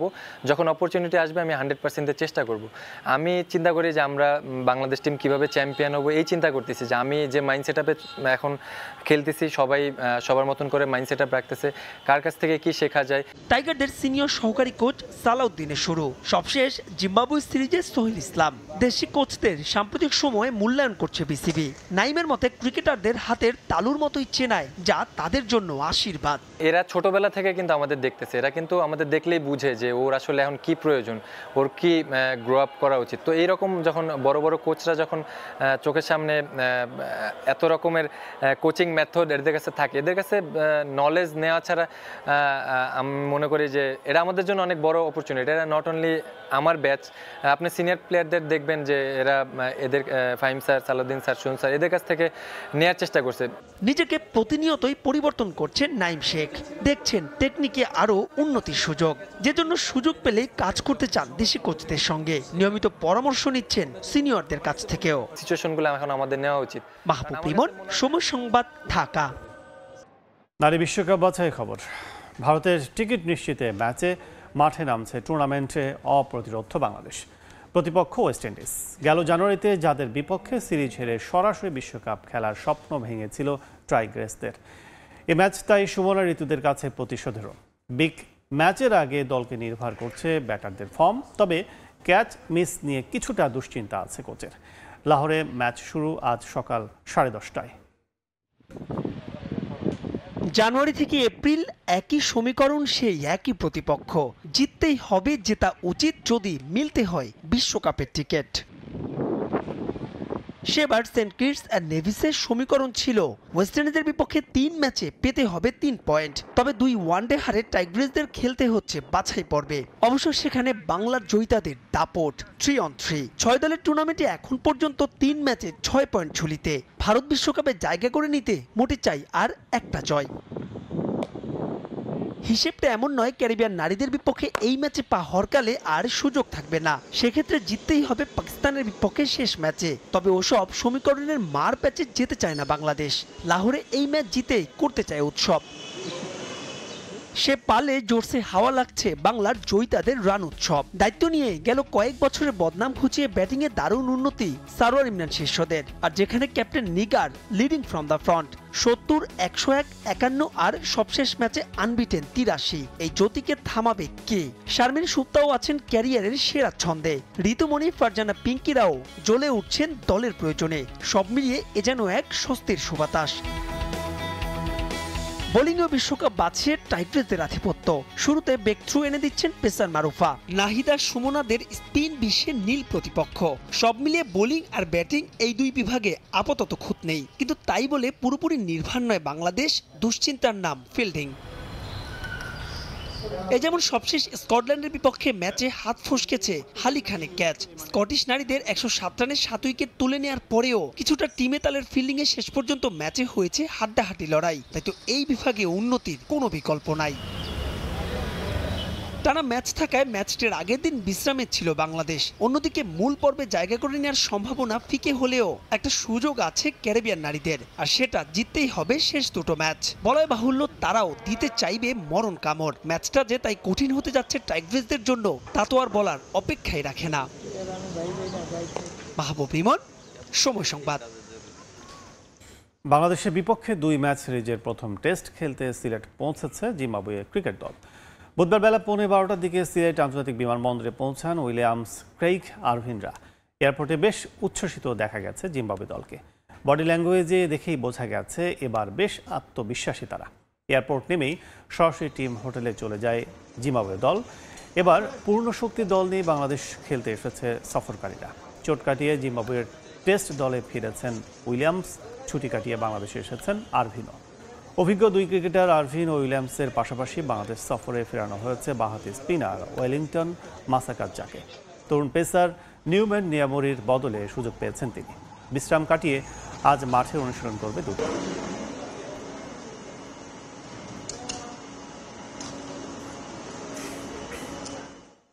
আগামী সপ্তাহের শুরুতেই বাংলাদেশি জন্মসনদ পেতে যাচ্ছেন কানাডিয়ান ফুটবলার সামিত সোম, নিশ্চিত করেছে বাফুফের একটি সূত্র। গেল 13 এপ্রিল তার জন্মসনদের জন্য আবেদন করা হয়। এদিকে সামিত সোম জন্মসনদ পেলে কানাডার বাংলাদেশি দূতাবাস থেকে কিভাবে দ্রুত তার পাসপোর্ট করে দেয়া যায় সে বিষয়ে সহযোগিতার প্রয়োজন হলে সর্বাত্মক চেষ্টা করা হবে বলে জানিয়েছে জাতীয় ক্রীড়া পরিষদ। সামিত সোম সম্মতি দেওয়ার পর থেকে দ্রুত চলছে বাংলাদেশি পাসপোর্ট তৈরির কাজ। প্রাথমিক ধাপ হিসেবে তার ব্যক্তিগত তথ্য সংগ্রহ করে গেল 13 এপ্রিল জন্ম সনদের জন্য আবেদন করে ফুটবল ফেডারেশন। সবকিছু ঠিক থাকলে আসছে সপ্তাহের শুরুতেই জন্ম সনদ তৈরি হয়ে যাবে বাংলাদেশি বংশোদ্ভূত কানাডিয়ান এই ফুটবলারের। বাফুফের একটি সূত্র বলছে হাতে সময় নেই খুব একটা, তাই কোনো কালক্ষেপণ করছে না ফেডারেশন। 10 জুন সিঙ্গাপুর ম্যাচের আগে খুব করে চাইছে সব প্রক্রিয়া শেষ করার। ফিফা প্লেয়ার্স স্ট্যাটাস কমিটির যে বাধ্যবাধকতা আছে, নির্ধারিত সময়ের আগেই তা সম্পন্ন করার বিষয়ে আশাবাদী বাফুফে। জন্ম সনদ হাতে পেলে পাসপোর্ট তৈরির কার্যক্রম শুরু করতে পারবেন সমিত সোম। এ বিষয়ে কানাডায় অবস্থিত বাংলাদেশি দূতাবাস থেকে যাতে সর্বোচ্চ সহযোগিতা করা হয় তা নিয়ে তৎপর বাফুফে। এছাড়াও পাসপোর্ট ইস্যুতে সহযোগিতার প্রয়োজন হলে সর্বাত্মক চেষ্টা করা হবে বলে জানিয়েছে জাতীয় ক্রীড়া পরিষদ। বায়োমেট্রিকটা ওনার দিতে হবে, হ্যাঁ, কোনো না কোনো পয়েন্টে ওনার দিতে হবে। আচ্ছা, তো সেই প্রেক্ষিতে কানাডায় অবস্থিত মিশনের সাথে যখন তিনি যোগাযোগ করবেন, আমাদের পরিচয় ছাড়া যোগাযোগ করলে হবে। এইটুকু গ্যারান্টি বা আমাদের বাংলাদেশের মিশনের যে পাসপোর্ট উইং আছে তারা এইটুকু সেবা প্রবণ, ওনার নাম বললেই চলবে যে আমি এমুক আসছি, আমার পাসপোর্ট দরকার, আমি বায়োমেট্রিক দিতে এসেছি, এটুকুই চলবে। আর এর বাইরেও এরপরেও যদি কোনো কাজ না হয় আমরা রেডি আছি, অলওয়েজ স্ট্যান্ড বাই। এদিকে বিদেশে অবস্থান করা বাংলাদেশি বংশোদ্ভূত অ্যাথলিট নিয়ে তৎপর এনএসসি। এজন্য ফেডারেশনগুলোকে সর্বোচ্চ সহযোগিতার কথা বলে একটি সংবাদ বিজ্ঞপ্তিও প্রকাশ করেছে ক্রীড়া পরিষদ। কিন্তু এই প্রক্রিয়ায় এনএসসি সরাসরি কিভাবে অবদান রাখতে পারে তা নিয়ে রয়েছে ধোঁয়াশা। ক্রীড়া পরিষদের ভূমিকাটা অলওয়েজ ফ্যাসিলিটেটর। ক্রীড়া পরিষদ এনকারেজ করবে এবং আইনগত কোনো বাধা যদি আসে, আইনগত কোনো অবস্টাকল যদি আসে, ক্রীড়া পরিষদ সরকারের দৃষ্টি আকর্ষণ করবে এবং আইনগত সমাধানটা দেওয়ার জন্য সর্বোচ্চ ইতিবাচক প্রক্রিয়ার সাথে, পদক্ষেপের সাথে প্রসিড করবে। আবার পাশাপাশি ঠিক একইভাবে আন্তর্জাতিক পরিমণ্ডলে যদি কোনো দেশের সাথে কথা বলতে হয়, কোনো অর্গানাইজেশনের সাথে, আন্তর্জাতিক কোনো অর্গানাইজেশনের সাথে যদি কোনো কথা বলতে হয়, জাতীয় ক্রীড়া পরিষদ সেই ভূমিকা রাখবে, সেই উদ্যোগ গ্রহণ করবে, সেই পদক্ষেপ গ্রহণ করবে। দেশের বাইরে বাংলাদেশি বংশোদ্ভূত অ্যাথলেট থাকলেও তাদের খুঁজে পেতে নেই প্রপার স্কাউটিং। এই জায়গায় জাতীয় ক্রীড়া পরিষদ এগিয়ে আসলে তার সুফল ভোগ করতে পারবে বাংলাদেশ। এস.এম. ইকবাল, সময় সংবাদ, ঢাকা। সিঙ্গাপুরের বিপক্ষে এশিয়ান কাপ বাছাই ম্যাচ সামনে রেখে 31 মে থেকে শুরু হবে জাতীয় দলের ক্যাম্প। জুনের 1 তারিখ থেকে শুরু হবে অনুশীলন। তবে সিঙ্গাপুরের বিপক্ষে ম্যাচ শেষ হলেও ক্যাম্প চলবে 20 জুন পর্যন্ত। 30 তারিখ ক্যাম্প শুরু হবে, দেন 10 তারিখ ম্যাচ খেলবে। 10 তারিখ ম্যাচ খেলার পরে আবারও ক্যাম্প ওইখানেই যথারীতি চলবে, দেন সাপে চলে যাবে। প্লেয়ার এবং কোচ তারা যেখানে চায় সেভাবে রাখবো এবং কন্টিনিউ করবে সাপে রাখ পর্যন্ত। এইটাই আলোচনা। কোথায় সাপ হবে সেটা আমরা এখনও, এটা সাপের ব্যাপার। সাপের বোধহয় রিসেন্টলি একটা মিটিং হবে, মিটিংয়ে ডিসিশন হবে। তবে আমার কাছে আলোচনা মনে হয়েছে যে শ্রীলঙ্কাই হবে। রোনালদো, মেসি খেলবেন এক দলে, আর সেই ড্রিম ম্যাচ অনুষ্ঠিত হবে আর্জেন্টিনার বুয়েন্স আইরেসে। নিজেদের বিদায়ী ম্যাচ নিয়ে এমনই পরিকল্পনা করছেন আর্জেন্টিনার সাবেক ফুটবলার কার্লোস তেভেস। ক্লাব পর্যায়ে রোনালদো ও জাতীয় দলে তেভেস খেলেছেন মেসির সঙ্গে।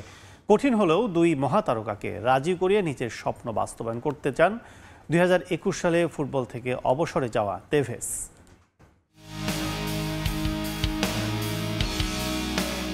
বিশ্বের সবচেয়ে জনপ্রিয় দুই ক্রীড়াবিদ, ফুটবলে তাদের দ্বৈরথ উপভোগ করেছে শত কোটি মানুষ। ইউরোপ ছেড়ে মেসি, রোনালদো ভিন্ন দুই মহাদেশে পাড়ি জমালেও এখনও সমর্থকরা নিজ তারকার পক্ষ নিয়ে তর্কে জড়ান।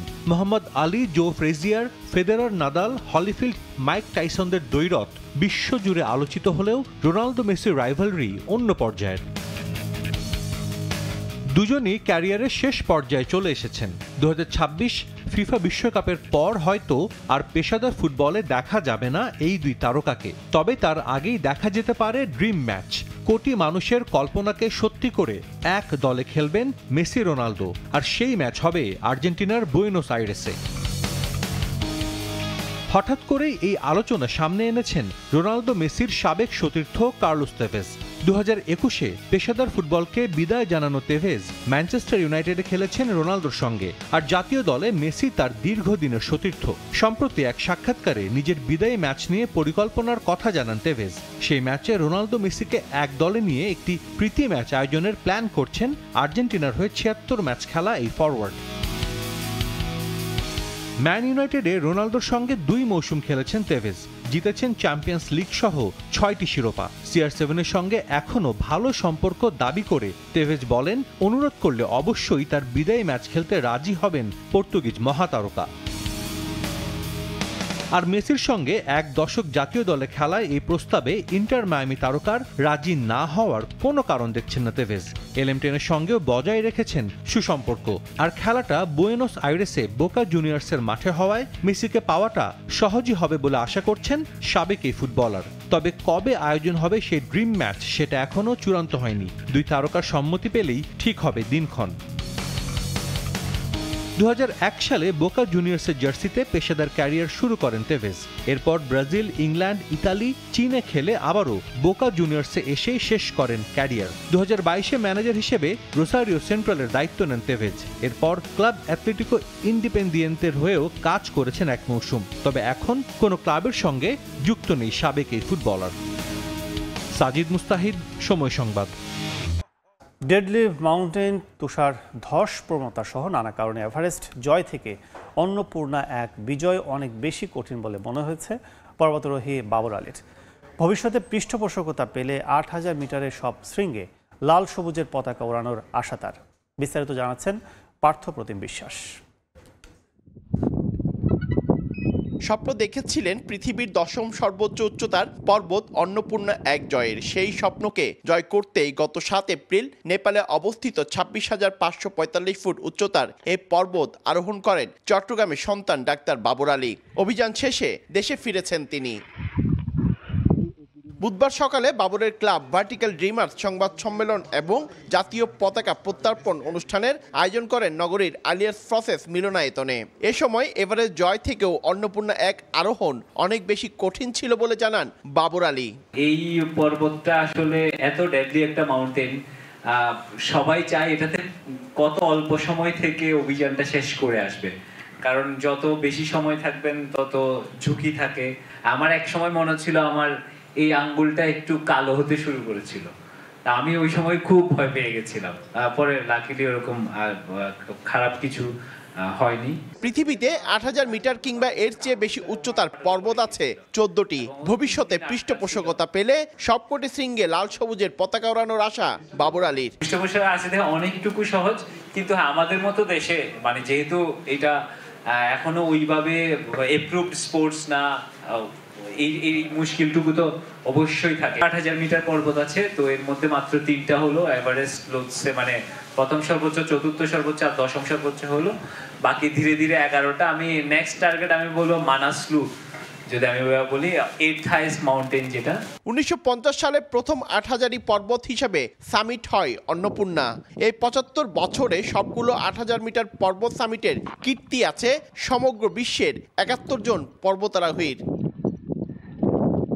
পার্থপ্রতিম বিশ্বাস, সময় সংবাদ, চট্টগ্রাম। এ পর্যায়ে শীর্ষ সংবাদগুলো জানিয়ে দিচ্ছি আরেকবার। 1.5 দশক পর ঢাকা ইসলামাবাদ পররাষ্ট্র সচিব পর্যায়ে বৈঠক আজ। সরকারের প্রতিনিধি দলের সঙ্গে আলোচনায় বসবেন মার্কিন 2 উপসহকারী মন্ত্রীও। এই লাইন দিয়ে পানি আসে, পানি মনে করেন দুর্গন্ধ, পানির ভিতরে কেচ্ছার মতন ছোট ছোট লাল পোকা হয়। ওয়াসার পানিতে মিলছে পোকা ময়লা, নগরবাসীর ভোগান্তি চরমে। প্রশাসনের কাছে বারবার ধর্ণা দিয়েও মিলছে না প্রতিকার। ট্যাঙ্ক পরিষ্কার না করায় এমন দশা, দাবি কর্তৃপক্ষের। 500 মেট্রিক টন কেমিক্যাল ও 300 কন্টেনার বিপজ্জনক পণ্য নিয়ে ঝুঁকিতে চট্টগ্রাম বন্দর। নানা জটিলতায় সংকট কাটছে না, দুর্ঘটনা এড়াতে কঠোর হওয়ার ঘোষণা। এবং দক্ষিণের বাণিজ্যে আশা জাগাচ্ছে মংলা বন্দর। এবার চীনের বিনিয়োগে নতুন সম্ভাবনার হাতছানি। উন্নয়ন প্রকল্প বাস্তবায়ন হলে বাড়বে সক্ষমতা ও আমদানি রফতানি।